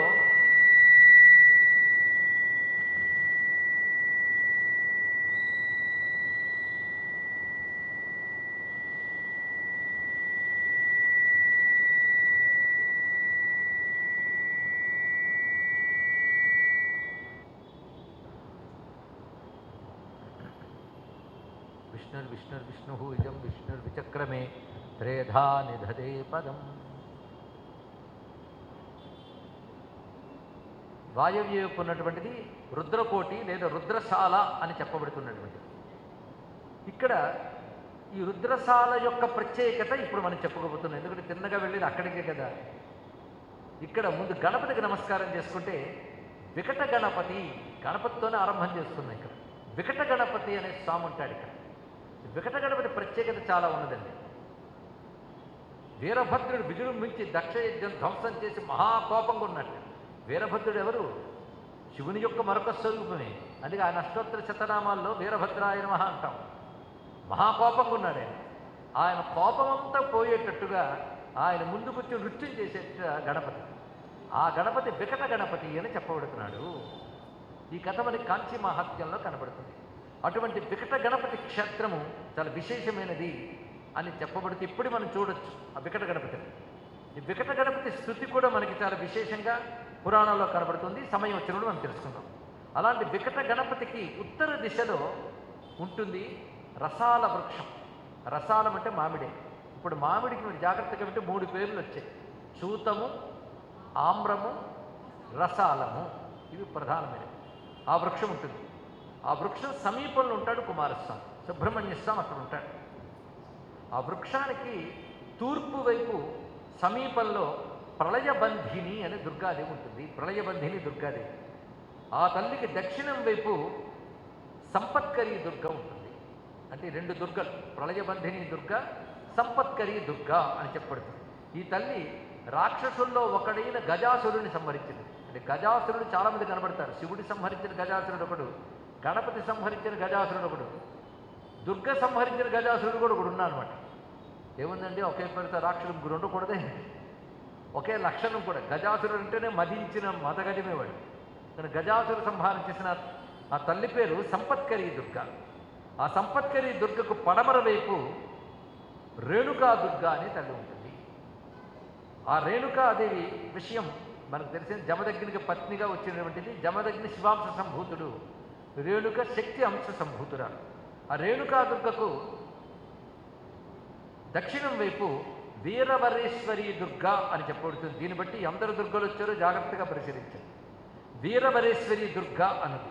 ఈ వీరవరేశ్వరి ఎవరంటే, దక్షయజ్ఞం పూర్తయిన తర్వాత వీరభద్రుడి కోపాన్ని తగ్గించింది ఈ తల్లి. అంటే ప్రసన్నం చేసింది ఆయన్ని. అది వీరవరేశ్వరి దుర్గ. ఇప్పటికి ప్రళయబంధిని దుర్గ, సంపత్కరీ దుర్గ, రేణుకా దుర్గ, వీరవరేశ్వరి దుర్గ అని చెప్పబడుతుంది. వీరవరేశ్వరి దుర్గకి తూర్పు వైపు కాయాధిరోహణ ఈశ్వరుడు అని శివుడున్నాడు. కాయాధిరోహణ ఈశ్వరుడు. ఈ పేర్లు ఎందుకు వచ్చాయో మళ్ళీ మనం చెప్పుకుంటాం. ఇప్పటి వరకు దుర్గాస్థానములు మనకి 4 చెప్పుకున్నాం. ఇక్కడ శివస్థానములు చెప్తున్నారు. ఈ శివస్థానములు 8 ఉంటాయి. అష్ట శివస్థానములు లేదా అష్ట మహేశ్వర స్థానములు అంటూ 8. అంటే మనం నెమ్మదిగా గణపతికి నమస్కారం చేసుకొని, కుమారస్వామికి నమస్కారం చేసుకొని, దుర్గమ్మలకి నమస్కారం చేసుకొని, ఇప్పుడు 8 మహేశ్వరుడికి నమస్కారం చేస్తున్నాం. ఇప్పుడు కాయాధిరోహణేశ్వరుడు. ఈ కాయాధిరోహణేశ్వరుడి మీద ముత్తుస్వామి దీక్షితుల వారు కీర్తన కూడా రచించారు. ఈయనకి ఆ పేరు ఎందుకు వచ్చిందంటే, యయాతి చక్రవర్తి పరమ పావనమైన వ్యక్తి. మహాభారతం అనే చరిత్రతో మనకు కనబడుతుంది. గొప్ప పవిత్ర చరిత్ర కలిగిన మహానుభావుడు. ఆయన ఈశ్వర అనుగ్రహం చేత సశరీరంగా స్వర్గానికి వెళ్ళాడు. ఎందుకంటే ఈ శరీరంతో ఎవ్వడూ స్వర్గానికి వెళ్ళలేడు, తెలుసుకోండి. ఈ శరీరం ఎక్కడ పుట్టి, ఎక్కడ ఏడ్చి, ఇక్కడ చావడానికి వచ్చి, ఉత్తమ లోకాలకి, స్వర్గాది లోకములకి శరీరం ప్రవేశించలేదు. అంటే ఈ శరీరానికి అక్కడ ఉండగలిగే దివ్యత్వం ఉంటే వస్తుంది. ఆ దివ్యత్వం తపస్సు చేత సంపాదించాడు. తపస్సు చేత అటువంటి దివ్యత్వాన్ని సంపాదించిన మహాచక్రవర్తి యయాతి. ఆ యయాతి గురించి భారతంలో చాలా అద్భుతంగా చెప్తారు. అలాంటి యయాతి శివుని అనుగ్రహం చేత దివ్యమైన శరీరంతోనే స్వర్గానికి చేరగలిగాడు. కనుక ఏ శివుని అనుగ్రహం చేత స్వర్గానికి వెళ్ళగలిగాడో ఆ శివుడి పేరు కాయాధిరోహణేశ్వరుడు. కాయము చేతనే స్వర్గాన్ని అధిరోహించాడు గనక అలా అధిరోహింపజేసిన ఈశ్వరుడి పేరు కాయాధిరోహణేశ్వరుడు. ఈ పేర్లు తలంచుకుని రోజు ఒక్కసారి లేదా వారానికి ఒక్కసారి అని అనుకోండి, చాలా మంచిది. మనకి ఇవాళ సోమవారమేగా, వీళ్ళందరినీ విని మన సోమవారం రాత్రి ప్రదోషకాలంలో కూడా అక్కడ కూర్చున్నాం. ఏం కావాలి? ఆ కాయాధిరోహణేశ్వరుడు నమస్కారం చేసుకుంటున్నాం. ఆయన ఈశాన్యం వైపు జ్వరహరేశ్వరుడని శివుడు ఉంటాడు. జ్వరాలు పోగొడతాడు. జ్వరాల గురించి మనకు మంత్రశాస్త్రంలో, వైద్యశాస్త్రంలో ఎన్ని రహస్యాలు ఉన్నాయో. ఇన్ని రకాల జ్వరాలు ఉంటాయా అనిపిస్తుంది మనకి. అన్నీ ఒక జ్వరం కాదండి, జ్వరాల్లో రకరకాలు ఉన్నాయి. ఏకాహిక జ్వర, ద్వ్యాహిక జ్వర, త్రయాహిక జ్వర, చాతుర్థిక జ్వర అంటే జ్వరాల గురించి ఎన్ని చెప్పారు. అలా వైష్ణవ జ్వర, శైవ జ్వర అంటే విష్ణువుకి వచ్చిన జ్వరం, శివుడికి వచ్చిన జ్వరం కాదు అర్థం. ఇక్కడ ఆ జ్వర భేదాలు బట్టి అవన్నీ చెప్పబడుతుంటాయి. ఇక్కడ అవి కూడా వాడి కర్మల ఫలంగా వచ్చి పడతాయి. వాటిని తొలగించగలిగే శక్తులు ఉంటాయి. ఎలాంటి జ్వరాలనైనా పోగొట్టగలిగే పరమేశ్వరుడు జ్వరహరేశ్వరుడు అని చెప్పబడుతున్నాడు. ఎందుకంటే ఒకప్పుడు దేవతలు, ఋషులు ఒక అపచారం చేయడం వల్ల బాలకు జ్వరం వచ్చింది. ఆ జ్వరం పేరు శైవ జ్వరం. అప్పుడు వాళ్ళు ఏం చేశారంటే, ఇక్కడ వచ్చి ఈశ్వరుడిని ఆరాధించడం చేత ఈశ్వరానుగ్రహంలో ఆ దేవతలకు, ఋషులకు వచ్చిన జ్వరం పోవడంతో జ్వరహరీశ్వరుడు అని. ఏదో వాళ్ళకు వచ్చిపోయింది కానీ మనకు వస్తే పోవడానికి ఇప్పటికీ ఆ ఈశ్వరుడు ఉన్నాడు. ఇది గొప్ప విషయం అంటే ఆయన ఆరాధన చేస్తే, అంటే కాంచీపురంలో కొన్ని లింగముల దగ్గరికి సేవ చేసినట్లయితే కొన్ని ఫలాలు ఉంటాయి. ఇక్కడ తెలుసుకోవాల్సిన విషయం ఏంటంటే అంతా ఒకే శివుడు కదండి, అన్నీ ఒకే లింగం కదండి అనుకుంటాం. చాలా పొరపాటు. అన్నీ ఒకటైతే ఇన్ని పేర్లు ఎందుకు? ఇది ముందు ప్రశ్నించాలి. ఒక్కొక్క చోట ఒక్కొక్క శక్తితో శివుడు ఉంటాడు కనుక నీకు ఒక్కొక్క ప్రయోజనం కోసం ఒక్కొక్క శివలింగాన్ని ఆశ్రయించాలి. కాశీలో అన్ని శివలింగాలు ఎందుకన్నారు? ఒక్కొక్క ప్రయోజనం కోసం ఒక్కొక్కటి ఉన్నది అక్కడ. అలాగే కాంచీలో కూడా అలాంటి శివలింగములు ఉన్నాయి. జ్వరహరీశ్వరుణ్ణి ఇక్కడ స్మరిస్తున్నాం కనుక ఒకప్పుడు సుమారు ఒక 4 ఏళ్ళు మనం అలాంటి ఒక విషజ్వరంతో బాధపడింది దేశం. అలాంటి జ్వరాలు రాకుండా కాపాడేటువంటి జ్వరహరీశ్వరుడికి నమస్కారం చేస్తాం. దీన్ని బట్టి భగవంతుని కారుణ్యం ఎంత గొప్పదో తెలుసుకోండి. ఇక్కడ శివపురాణంలో ఒక మాట అంటాడు, క్షేత్రరూపీ మహేశ్వర. భగవంతుడి దయతో క్షేత్ర రూపాలతో వచ్చాడు. అది జ్వరహరేశ్వరాయ నమః నమస్కారం చేసుకుంటూ ఆయనకు నైరుతి వైపు ఆ డైరెక్షన్స్ ఎలా గీశారో చూడండి. పురాణాల్లో ఇది ఒక ఆశ్చర్యమైన అంశం. అందుకే నేను ఇందాక చెప్పాను, మనం నిర్లక్ష్యంతో ఉంటాం కానీ పరిశీలిస్తే దాని ఆధారంగా ఏది ఎటువైపు ఉందో పెడితే ఇప్పటికీ అది అలాగే ఉందండి ఇన్ని దాడుల తర్వాత కూడా. అది గొప్ప విషయం. జ్వరహరీశ్వరుడికి నైరుతి వైపు 10 అంశకాల దూరం. ఇక్కడ అంశకము అని అప్పుడు మెజర్మెంట్స్. ఇప్పుడు మనం చెప్పినవన్నీ సమీపం అంటే 10 అంశకాల దూరం అని చెప్పారు. అక్కడ అనేకపేశ్వరుడు అనేటువంటి స్వామి ఉన్నాడు అన్నారు. అనేకపేశ్వరుడు చేసింది ఏమిటంటే వృత్రాసుర వధ చెయ్యాలని ఇంద్రుడు అనుకున్నప్పుడు అది ఎలా చేయాలో ఉపాయం చెప్పిన ఈశ్వరుడే అనేకపేశ్వరుడు అనేటువంటి స్వామి. ఆయనకి వాయువ్యం వైపు కైలాసేశ్వరుడు శివుడున్నాడు. కైలాసనాథ క్షేత్రం ఇప్పటికి కాంచీపురంలో వెడితే మనకి ప్రసిద్ధిగా కనబడుతుంటుంది. ఈయన తుండీర చక్రవర్తి యొక్క తపస్సుకు సంతోషించి ఆ రోజుల్లో తుండీర తపస్సుకు సంతోషించి కైలాసవాసం ప్రసాదించాడు. అందుకే ఈయన పేరు కైలాసనాథుడు లేదా కైలాసేశ్వరుడు. తర్వాత ఈ ఆలయాన్ని ఉద్ధరించి అద్భుతంగా చేసినటువంటి వాడు పల్లవరాజు. ఆయన దాన్ని ఉద్ధరణ చేశాడు. దీనికి సంబంధించి మనకి పల్లవరాజు పూసలుడు కథ కూడా మనకు కనబడుతుంది. ఇదివరకు మనం చెప్పుకున్న శివభక్తి గురించి చెప్పేటప్పుడు ఈ స్వామి యొక్క విశేషం ఏంటంటే ఆయనకు దక్షిణం వైపున పశ్చిమేశ్వరుడు అని మనకు శివుడున్నాడు. ఈ శివుడు వాలఖిల్యాలు ఋషుల్ని అనుగ్రహించాడు. అంటే ఒక్కొక్క శివుడు రావడానికి ఒక్కొక్క పురాణ కథ నేపథ్యం ఉందండి. వాలఖిల్యాది ఋషులు అంటే చాలామందికి తెలిసి ఉంటుంది. సూర్యమండలం వస్తుంటే దాని ముందు బొట్టన వేలంత ప్రమాణంలో సంచరించేటువంటి 1000 మంది ఋషులు. వీరి గురించి మహాభారతంలో అద్భుతంగా వర్ణింపబడుతుంది. అలాంటి వాలఖిల్యాది ఋషులు ఇక్కడ స్వామిని సేవించుకుని అసుర శక్తుల నుంచి కాపాడబడ్డారు అని చెప్తారు. ఆయన పేరు పశ్చిమేశ్వరుడు అన్నారు. ఇప్పటి వరకు చెప్పినటువంటి ఈ పరమేశ్వరు నమస్కారం చేస్తూ ఈ పశ్చిమేశ్వరునికి 24 అంశకాల దూరంలో విశ్వేశ్వరుడు అనబడే శివుడున్నాడు అన్నారు. ఈ విశ్వేశ్వరుడు ఏం చేశాడంటే గంగను అనుగ్రహించినటువంటి స్వరూపం అని చెప్పారు. ఆ రూపంతో గంగను అనుగ్రహించాడు. ఆయనకు దక్షిణం వైపు ఔనకాంతేశ్వరుడు అని ఈశ్వరుడు ఉన్నాడు. ఔనకాంతేశ్వరుడు అంటే సిద్ధవనితల్లో, అంటే సిద్ధ అనేది ఒక దేవగణం. ఆ సిద్ధవనితల్లో ఔనకాంతలు అదొక స్త్రీగణం ఉన్నారు. వారిని అనుగ్రహించి అసలు శక్తులు దునుమాడడానికి వారికి ఆయుధాలు ఇచ్చాడు శివుడికి. అలాంటి ఔనకాంతేశ్వరుడికి చెప్పబడుతున్నాడు. అటు తర్వాత ఉన్నటువంటిది ప్రధానమైనది ఔనకాంతేశ్వరం తూర్పు వైపు శ్మశానేశ్వరుడికి శివుడున్నాడు. ఈ శ్మశానేశ్వరుడు సామాన్యం కాదు, దానికి ప్రత్యేక కథ ఉంది. ఏమిటా శ్మశానం అంటే మనం అనుకుంటాం ఆ వైపు వల్లకాడు ఉంటుంది, అందుకు శ్మశానేశ్వరుడు అని. కానీ శ్మశానేశ్వరుడు గురించి కాంచీ మహాత్మ్యం అద్భుతమైన విషయం చెప్తుంది. ఆ తర్వాత పరిశీలిద్దాం. మొత్తానికి ఇప్పుడు ఎంతమంది పరమేశ్వరుడు అయ్యారు? 8 మంది ఈశ్వరుడు అయ్యారు. మీరు శ్రద్ధగా వినుంటే లెక్కది. మొదటి దిక్కట గణపతి, సుబ్రహ్మణ్య స్వామి, 4 దుర్గలు. ఇప్పుడు చెప్తున్నది 8 మంది మహేశ్వరుడు. 8 మంది పేరు ఒక్కసారి అనుకుందామా? కాయాధిరోహణేశ్వరుడు, జ్వరహరేశ్వరుడు, అనేకపేశ్వరుడు, కైలాసేశ్వరుడు, పశ్చిమేశ్వరుడు, విశ్వేశ్వరుడు, ఔనకాంతేశ్వరుడు. ఇప్పటి వరకు దుర్గా ఈశ్వర స్థానములే. ఇప్పుడు విష్ణు స్థానములు చెప్తున్నారు. ఇక్కడ విష్ణువు 108 దివ్య దేశాల్లో ఒక విష్ణువు శివకంచిలో ఉన్నాడు. ఆయనకు అక్కడ ఉండడానికి ఏం అభ్యంతరం లేదు. కానీ కొందరికి అక్కడికి వెళ్ళడానికి అభ్యంతరం. దానికి ఏం చేస్తాం? అక్కడ చిదంబరం నటరాజు దగ్గర గోవిందరాజస్వామి అని ఉంటాడు. ఆయన 108 దివ్య దేశాల్లో ఒకటి. అలాగే కామాక్షీదేవి మందిరం దగ్గరకు విష్ణువు ఉన్నాడు, పక్కన గర్భగుడికి ఇటువైపు. ఆయన 108 దివ్య దేశాల్లో ఒకడు. మీరు పరిశీలించారు ఇలాంటి విష్ణువుడు. ఇక్కడున్న విష్ణువుడి గురించి చెప్తున్నారు ఏంటంటే, ఇప్పుడు శ్మశానేశ్వరుడి దాకా వచ్చాం కదా, ఆ డైరెక్షన్ అలాగే తీసుకురావాలి. అక్కడ నైరుతి భాగంలో హరి ఉన్నాడు. ఆయన పేరు పాండవదూత హరి. పాండవదూతగా ఉన్న విష్ణువు అంటే సాక్షాత్ శ్రీకృష్ణ పరమాత్మ యొక్క స్వరూపం అక్కడ ఉన్నది. ఆయనకి ఈశాన్యం వైపు మాధవుడి పేరు చంద్రకంఠుడు, చంద్రకంఠ మాధవుడు లేదా చంద్రగ్రీవ మాధవుడు. ఆయనకి ఈశాన్యంలో శ్వేతవర్ణుడు అని జనార్దనుడు ఉన్నాడు. శ్వేతవర్ణ జనార్దనుడు. సాధారణంగా విష్ణువు నల్లనివాడు కదా, ఇక్కడ తెల్లనివాడు. అది తేడా. అంటే పాండవదూత విష్ణువు, చంద్రకంఠ విష్ణువు, శ్వేతవర్ణ విష్ణువు. ఈ శ్వేతవర్ణానికి ఈశాన్య వైపు ఏకాంబరేశ్వరుడు మరొక ఆయన ఉన్నాడు. ఏకాంబరేశ్వరుడు మొత్తం ఇక్కడ చెప్పబడుతూ ముగ్గురు గోచరిస్తారు. అందులో ప్రధానంగా ఇక్కడ ఒక ఏకాంబరేశ్వరుడు చోరేకాంబరేశ్వరుడు, దొంగ ఏకాంబరేశ్వరుడు అన్నారు. ఇక్కడ చోర ఏకాంబరేశ్వరుడు. శివుడు దొంగ అంటే రుద్రం చదివితే 3 వనవాకాల్లో దొంగలు చాలామంది కనిపిస్తుంటారు.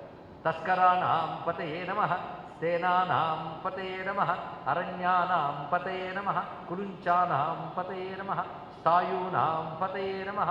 ఇవన్నీ దొంగల లిస్ట్ అండి. దొంగల్లో వెరైటీలు. 2 దొంగలకి నాయకుడైన వాడు చోరుడు. ఆ చోర ఏకాంబరేశ్వరుడు ఇక్కడ ప్రకాశిస్తూ ఉంటాడు అని మంచి మాట చెప్పారు. అక్కడికి కొంత దూరంలో ఉన్నటువంటి వాడు ధవళ ఏకాంబరేశ్వరుడు అనేటువంటి వాడు. ధవళ ఏకాంబరేశ్వరుడు, తెల్లగా ఉంటాడు ఈశ్వరుడు అని. ఆయనకు సమీపంలో వీరభద్రుడు ఉంటాడు, భైరవ స్వామి ఉంటాడు. ఇక్కడ వీరభద్రుడు కూడా అక్కడ ప్రకాశిస్తున్నారు. ఇప్పటి వరకు మనం చూపింది లెక్క తీసుకుంటే విష్ణు స్వరూపాలు, శివస్వరూపాలు, దుర్గాస్వరూపాలు, గణపతి, సుబ్రహ్మణ్యుడు చెప్పబడుతూ వీర భైరవుడి దాకా వచ్చాం. ఆ భైరవునికి వాయవ్యంలో గంగా తీర్థం ఉన్నది ఇక్కడ అన్నారు. అక్కడ ఉంటుంది శివగంగా అని చెప్పబడుతుంది గంగా తీర్థం. అక్కడ సోమవార స్నానం చాలా విశేషం అన్నారు. దానికి ఆగ్నేయ దిక్కు వైపు మంగళతీర్థం అని తీర్థం ఉంది. అంటే ఇప్పుడు మనం చెప్పుకుంటున్నది శివకోటిలో ఉన్న దేవతలు, శివకోటిలో ఉన్న తీర్థములు కూడా చెప్తున్నారు. పైగా చిత్రం ఏంటంటే ఒక తీర్థంలో సోమవార స్నానం మంచిది, మరొక తీర్థంలో మంగళవార స్నానం మంచిది. అంటే ఆ తీర్థానికి గ్రహానికి ఏదో సంబంధం ఉంది. ఏమి భారతదేశం, ఏమి క్షేత్రములండి, ఏమి తీర్థములు అంటే ఆ గ్రహానికి ఆ తీర్థానికి సంబంధం. కానీ మంగళవార తీర్థం సోమవారం చేస్తే తప్పేం కాదు, కానీ రావాల్సింది రాదు. సోమవార తీర్థంలో మంగళవార స్నానం చేయకూడదు. కనుక ఏ తీర్థంలో ఏ వార స్నానం అనేటువంటిది కూడా చెప్తున్నారు ఇక్కడ.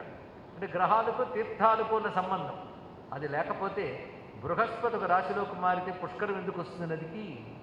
అంటే గ్రహాలకి తీర్థాలకు ఉన్న సంబంధం మనకు తెలుస్తుంది కదా. అలా ఉన్నటువంటి భవ్యమైన తీర్థం ఇక్కడ చెప్పబడుతూ ఇంకా కొన్ని తీర్థములు చెప్పారు. జ్వరహర తీర్థం, పాండవ తీర్థం. ఇందాక చెప్పిన జ్వరహరీశ్వరుడి దగ్గర ఉండే జ్వరహర తీర్థం, పాండవ విష్ణువు వద్ద పాండవ తీర్థం మొత్తం చెప్పి ఒక్క శ్లోకంలో వీటన్నిటి స్మరించేటట్టు చేస్తున్నాడు వ్యాస భగవానుడు. ఏవం తద్రుద్రశాలాయా, రుద్రకోటికే రుద్రశాల అని పేరు. ఏకో విఘ్నేశ్వర ఏకస్తదా స్కంద తత్ర చతుర్దుర్గా శాంభవా అష్టౌ జనార్దనా త్రయ అని చెప్తూ మిగిలిన తీర్థములు. దీనికి ఎన్ని పేర్లు ఉన్నాయి క్షేత్రానికంటే? రుద్రశాల, రుద్రకోటి, కైలాసం, ఏకచూతకం, మహాశ్మశానం. ఇందులో ఏకాంబరేశ్వరులు 2 చెప్పిన శ్వేత ఏకాంబరేశ్వరుడు, చోళ ఏకాంబరేశ్వరుడు కాక అసలు ఏకాంబరేశ్వరుడు. మొత్తం 3 ఉన్నారు ఏకాంబరేశ్వరుడు. ఇది చెప్తూ ఇప్పుడు ఏకాంబరనాథుని కద్దాకా మనం వెళ్ళి ప్రయత్నం చేద్దాం. వెళ్ళే ముందు నమస్కారం చేయాలి. దేనికి? మామిడి చెట్టు. ఆ చెట్టు రూపమే శివరూపంట. అది గొప్ప విషయం. చెట్టు కింద శివలింగం కాదు, చెట్టే శివుడిగా చెప్తున్నారు. చెట్టు శివుడు ఎలా అవుతాడండి అంటే నమో వృక్షేభ్యో హరికేశేభ్య అని చదువుకోవట్లేదు. చెట్టు క్షేత్రాలు 2 అండి. ఇప్పుడు ఇది ఒక చెట్టు క్షేత్రం, రేపు చెప్పబోయే జంబుకేశ్వరుడు కూడా చెట్టు క్షేత్రం. అందుకే ఒక వృక్షమే ఒక భగవంతుడిగా దర్శించే భారతీయ సనాతన ధర్మానికి నమస్కారం. అంతేగాని పచ్చని చెట్లు 10 నాశనం చేసి ఒక దేవాలయం కడితే ఈశ్వరుడు సంతోషించడు. చెట్లని కాపాడుకుంటూ గుడి కట్టుకో సంతోషం. గుడి వద్దని చెప్పడం కాదు. అందుకు చెట్లని కాపాడుకోవడం ఎంత అవసరమో చూడండి. ఒక చెట్టు ఒక శివుడైతే ఏ శివుడిని తీసి ఏ శివుడిని పెడతావు నువ్వు? ఎంత చక్కటి ఆలోచన. ఆకుపచ్చని జడలతో ఉన్న శివుడే వృక్షము అని చెప్పిన వేదమాతకు నమస్కారం. అలా చూస్తున్నాం. ఇప్పుడు మనం ఏకాంబరేశ్వరి దగ్గరికి వెళితే ముందు చెప్పుకున్న పాండవ తీర్థం ఏదైతుందో దానికి తూర్పు వైపున 14 అంశకాలకి సంబంధించి అంటే అంత దూరంలో చూత వృక్షం ఒకటి ఉంది. దీనికి వేద వృక్షం అని పేరు అన్నట్టు. ఇది వేదం యొక్క స్వరూపం.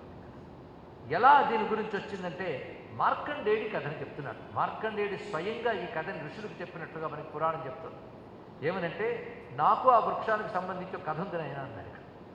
మార్కండేయుడిగా చెట్టుకి అనుబంధం ఉంది. మార్కండేయుడు అంటే చాలామందికి తెలుసు కదండి.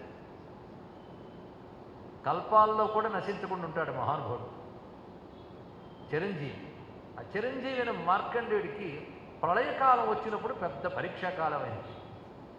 ఎందుకంటే ప్రళయకాలాల్లో సమస్త విశ్వం నాశనమైపోతుంది, ఆయన మాత్రం బ్రతుకుంటాడు. ఇది చాలా బాధాకరమైన అంశమే. నేను బ్రతుకున్నాను కదా సంతోషించడు. తన కళ్ళ ముందు సర్వనాశనం అయిపోతుంటే ఆయన సంతోషిస్తాడా? మొట్టమొదటి కల్పాన్ని చూసినప్పుడు మాత్రం చాలా భయపడిపోయింది. మొట్టమొదటి భయం ఉంటుంది, తర్వాత అలవాటు అయిపోతుంది. అది తెలుసుకోవాలి. భయపడ్డా అలవాటు అవుతుంది, అలవాటు పడడం వల్ల భయం పోతుంది. కానీ ప్రతిసారి భయపడుతుంటాడంటే అది కూడా అలవాటు అయిపోతుంది. అలాగే ఇక్కడ కానీ మొదట భయపడ్డాడంటే అవివేకం ఉంది, రెండో మారు కూడా భయపడ్డాడంటే అది మరీ అవివేకం. మొదటి దానిలోనూ తొలగించుకోగలగాలండి. ఇది నేను ఆలోచిస్తే వేదాంత విచారం దాకా తీసుకువెళ్ళచ్చు, కానీ భయపడకండి ఇప్పుడు దాకా తీసుకెళ్ళండి. కానీ ఆలోచించవలసింది అదే. నీ చుట్టూ ఎన్ని మార్పులు జరుగుతున్నా నువ్వు చలించకుండా ఎప్పుడుంటావు ఇది తెలుసుకోవాలండి ప్రతివాడు. ఎందుకంటే చిన్న మార్పు వచ్చినా బెంబేలు పడిపోతుంటాం మనం. అదే భయం అంటే. ఇలా ప్రతి మార్పుకు భయపడుతుంటే ఏమిటంటే ఇవాళ ఏదో వచ్చింది భయపడ్డాం, అమ్మయ్య తీరిపోయింది, మరి రేపు రాకుండా ఉంటుందా? రేపు మరొక రూపంలో వస్తుంది. కనుక నిర్భయంగా ఉండాలి. ఎవడో తెలుసా? స్వస్వరూప జ్ఞానం ఉన్నవాడే నిర్భయంగా ఉంటాడు. నేను మారిపోయే నశించిపోయే ఉపాధులు ఎలాగో మారుతాయి, ఎలాగో నశిస్తాయి. నా స్వరూపం మారిపోయేది కాదు, నశించేది కాదు. మారనిది, నశించనిది సచ్చిదానందమైన బ్రహ్మమే నా స్వరూపం ఎవడైతే తెలుసుకుంటాడో వాడు ఏ మార్పుకి భయపడ్డాడు. ఇదే శివానంద లహరిలో పశ్చన్ నిర్భయయేవ ఏకయేవ విహరతి ఆనంద సాంద్రో భవాన్ అంటారు శంకర భగవత్పాల్ వారు. భ్రశ్యత్ దేవగణం త్రసన్ మునిగణం నశ్యత్ ప్రపంచంలయం పశ్చన్ నిర్భయ ఏకయేవ విహరతి ఆనంద సాంద్రో భవ. సమస్త ప్రపంచము ప్రళయకాలంలో భయపడుతూ నశించిపోతూ ఉంటే నిర్భయంగా తిరిగేవాడివి నువ్వొక్కడిదయ్యా శివ అన్నాడు. ఆయన బ్రహ్మము నశించాడు కనుక వీటిని చూస్తూ కూర్చున్నాడు. ఆ బ్రహ్మముతో తాదాత్మ్యం చెందిన మహాపురుషుడు కూడా భయపడ్డాడు. అది తెలుసుకోవాలి. అయితే మొదటి జ్ఞానం రానంత వరకు భయం ఉంటుంది. ఆ జ్ఞానం మొదటి ప్రళయంలో ఒక ఆయన ఇచ్చాడు. మనకు తెలుసు వటపత్రం మీద కనబడ్డ కృష్ణుడు ఆ ప్రళయకాలంలో ఆయనకి బ్రహ్మజ్ఞానం ఇచ్చిన విషయం మనకి మహాభారతంలో కనబడింది. ఒక ప్రళయంలో మళ్ళీ కల్పం కొనసాగింది. అప్పుడు మళ్ళీ మార్కండేయుడు చక్కగా ఉన్నాడు. మళ్ళీ కల్పాంతకాలం వచ్చింది. ఇదివరకు అనుభవంతో ఇప్పుడు మనం భయపడట్లేదు. తన శరీరమా ఈశ్వరదత్తమైన వరం వల్ల ఎలాగో ఉంటుంది, నశించదు. భగవంతుడు అనుగ్రహించి ఆయుష్ ఇవ్వాలే కానీ నిప్పుల్లో పడేసిన బతికేస్తామని ఇందులో సందేహం లేదు. ఆయుష్ ఉన్నవాడు ఎక్కడైనా బతుకుతాడు, ఆయుష్ లేనివాడు అంత సేఫ్గా కూర్చొని దెబ్బతినేస్తాడు. పరీక్ష మహారాజా దెబ్బతినలేదు. ఏకస్తంభం పైన మేడ కట్టుకుని దాని మీద కూర్చున్నాడు. ఆయన తక్షకుడికి సర్పానికి బలి కాలేదు. అందుకే ఆయువు మూడితే ఎవడూ ఆపలేడు, ఆయువు ఉంటే ఎవడూ బాధపెట్టలేదు. మొత్తానికి మహానుభావుడు ఆయువు చూస్తున్నాడు. ఎవరు? మార్కండేశ్వర వారు. మరో కల్పం జరిగిన చివరిలో ఒక విషయం కనబడింది. అదేమిటంటే ఇదివరకైతే మర్రి చెట్టు కనబడింది. ఆ మర్రి చెట్టు ఆకు మీద స్వామి కనబడ్డాడు. ఆ మర్రి చెట్టు ఎవరై ఉంటారు అన్నాడు ఒక ఆయన. కృష్ణుడు కనబడ్డా అన్నాడు కదా, మరి మర్రి చెట్టు ఎవరు ఉంటారంటే వటవృక్షం అంటే శివుడేగా. వాళ్ళిద్దరూ అలా కనబడ్డట. అది రహస్యం. మరొక ప్రళయంలో ఇలాగే జలమంతా వచ్చింది. చూస్తూ వెళ్తూ ఉంటే ఒక మామిడి కొమ్మ కనబడింది. మామిడి కొమ్మ ఆధారంగా కొంత దూరం వెళ్ళేటప్పటికీ జలం ఆక్రమించకుండా ఉన్న స్థలం అదొక్కటి. అంటే కొంచెం ఎత్తుగా ఉందండి, మిగిలినంతా జలమైంది. చూస్తే అక్కడ ఈ కొమ్మకి ఆధారమైన వృక్షం మొత్తం కనబడింది. చూశాడు, ఇంత ప్రళయంలో కూడా ఈ వృక్షం నశించలేదు, అలాంటి ఆమ్ర వృక్షం చాలా విశేషంగా ఉన్నది అని ఆశ్చర్యపోయి చూస్తూ ఉంటే, అప్పుడు దాని క్రింద ఒక కుర్రవాడు కూర్చుని అప్పుడు దిగెట్టి చెట్టు దిగి మామిడి పండు కోసుకుని తింటున్నట్టు. ఈయన వెంటనే వెళ్ళి, ఎవరివయ్యా నువ్వు? నేనేమో చాలా పెద్దవాడిని అనుకున్నాను, భయపడుతున్నాను చూసి. ఏదో జ్ఞానంతో సర్దుకుంటున్నప్పటికీ నువ్వు పిల్లాడు నిశ్చలంగా ఉన్నావు, చక్కగా పండు ఆస్వాదిస్తున్నావు, నువ్వెవరు అని అడిగాడు. అప్పుడు ఆయన తానెవడో చెప్తున్నాడు, నేను కుమారస్వామిని అని చెప్పాడండి. ఇక్కడ ఆ కనబడ్డవాడెవడు? సుబ్రహ్మణ్య స్వామి. ఆయనకి ప్రళయాలు లెక్క ఏమిటి? ఇవన్నీ ఇతర విశ్వాలకు కానీ వాళ్ళు ఉన్న కైలాసానికి ఏం ప్రళయం అండి? ఇక్కడికి వచ్చి ఆ పండు తీసుకుంటున్నట్ట. ఏమిటయ్యి ఈ పండు అని అంటే దాని గురించి చెప్తున్నాడు ఇక్కడ. ఇది వేదమనే వృక్షము. ఏ వృక్షం? వేద వృక్షం. ఈ వేద వృక్షం యొక్క గొప్పతనం ఏమిటో తెలియజేస్తూ, ఇది సామాన్యమైనది కాదు. వృక్షం ఉంటే తప్పకుండా పండు ఉండాలి కదా. విత్తనం వల్ల ఒక వృక్షం వస్తుంది. ఇక్కడ పండే విత్తనం ఉంది చెప్పుకున్నాం. ఇంత వృక్షానికి మూలం ఎవడో తెలుసా? ఈశ్వరుడే. ఆ శివుడే వేదముగా వచ్చాడు కనుక, శివుని నుంచే వేదములు వచ్చాయి కనుక, విత్తనం నుంచి చెట్టు వచ్చినట్టుగా ఈశ్వరుని నుంచి వేదములు వచ్చాయి. ఒట్టి విత్తనంతో ప్రయోజనం ఏముందండి? వృక్షముతో ప్రయోజనం కనుక ప్రపంచానికి ప్రయోజనం కల్పించే వేదమనే వృక్షము ఈశ్వరుని నుంచి వచ్చింది కనుక మామిడి విత్తనం నుంచి వచ్చిన చెట్టుని ఏమంటారండి?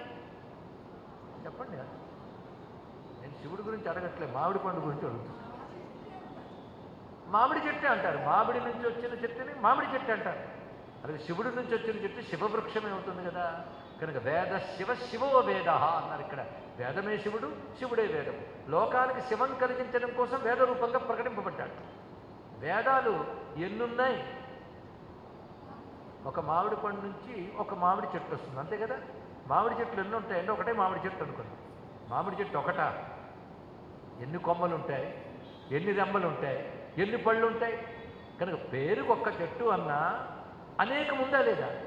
ఏకంలో అనేకం కనబడుతుంది. ఏకవృక్షంలో అనేక శాఖలు, అనేకములైన పత్రములు, ఫలములు, పుష్పములు కనిపించినట్లుగా ఒకే వేదంలో అనేక శాఖలు ఉన్నాయి, అనేకములైన విషయములు ఉన్నాయి. పైగా ప్రతి కొమ్మ పండిస్తుంది, వేదంలో ప్రతి శాఖ ఫలమిస్తుంది. ప్రతి శాఖ ఫలమిస్తుంది. పైగా వేదం ఇచ్చే పళ్ళు ఎన్ని ఉంటాయో తెలుసా? చెప్తారా మీరు ఎవరైనా? వేదం ఇచ్చే పండు అంటే వేదాన్ని అధ్యయనం చేయడం వల్ల, వేదం చెప్పిన కర్మని ఆచరించడం వల్ల, వేద జీవితాన్ని గడపడం వల్ల వచ్చే ఫలమే వేదం ఇచ్చే ఫలం అంటే. ఎన్ని పళ్ళు ఉంటాయి? బోలెడు పళ్ళు ఉంటాయి. వేదంలో చెప్పిన కర్మలు ఆచరిస్తే అనేక ఫలితాలు ఉంటాయి. కానీ రెండే పళ్ళు అని విభాగం చేశారు. వేదం వల్ల వచ్చే పళ్ళు రెండేట. ఒకటి కర్మలు, కర్మకు వచ్చే ఫలం ఒకటి. కర్మ అనగానే కర్మలు ఉంటాయి, కర్మల ఫలాలు చాలా ఉంటాయి. ఇదంతా కలిపి కర్మ. అన్ని ఫలాలు కర్మల ఫలాలే కనుక అన్ని కలిపి ఒకటి తీసేసాను, కర్మకాండ. రెండవది జ్ఞానకాండ.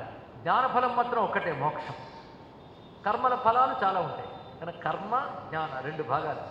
దీని వేదాన్ని వృక్షాన్ని పోల్చుతూ ఎంత చక్కటి వర్ణన కనబడుతుందో చూడండి ఇక్కడ.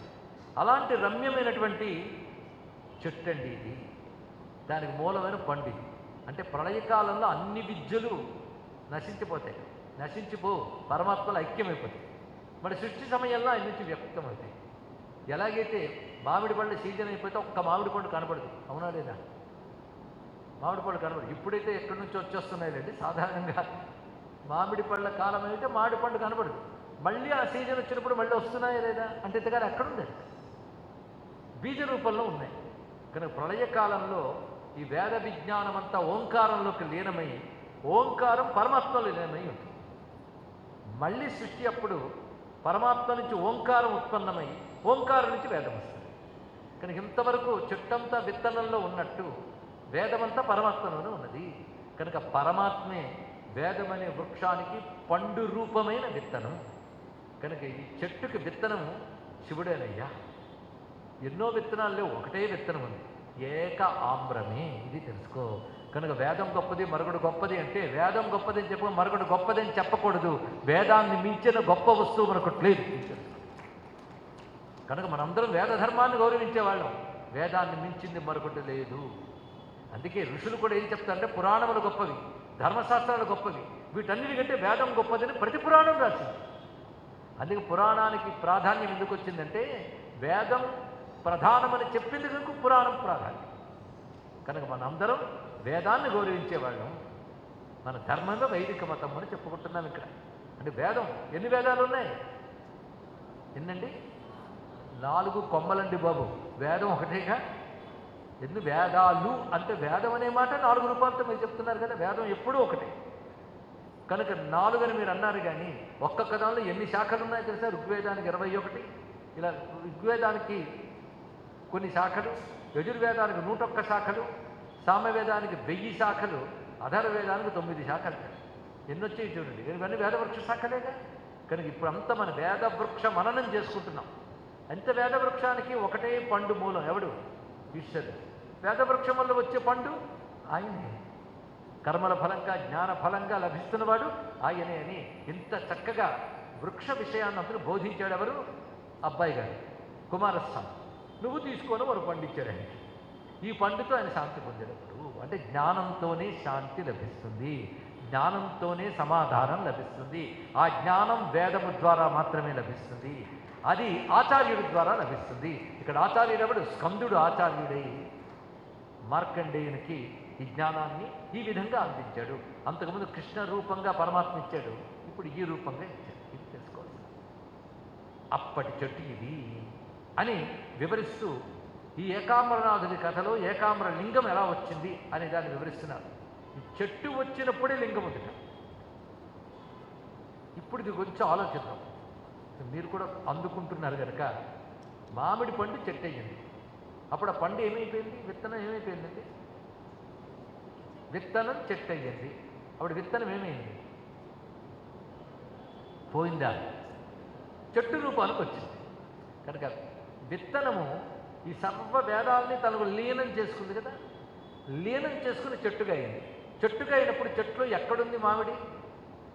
చెట్టంతా మామిడిగా ఉంది. కనుక ఏ ఆమ్రము మూలముగా ఉన్నదో అది వృక్షమైనప్పుడు దాని ప్రతి అణువణువున అదే ఉంది కదా. కనుక ఏ పరమాత్మ వేదముగా వచ్చాడో వేదములో తానే లీనమై ఉన్నాడు. మళ్ళీ వేదాన్ని తనలో లీనం చేసుకున్నాడు. కనుక లీనం చేసుకునేది లింగం కనుక ఆయన ఏక ఆమ్రలింగమయ్యా అన్నాడు. ఏకలింగమే అది. ఒక మామిడి చెట్టు ఉందంటూ మామిడి పండు అది ఏకమే.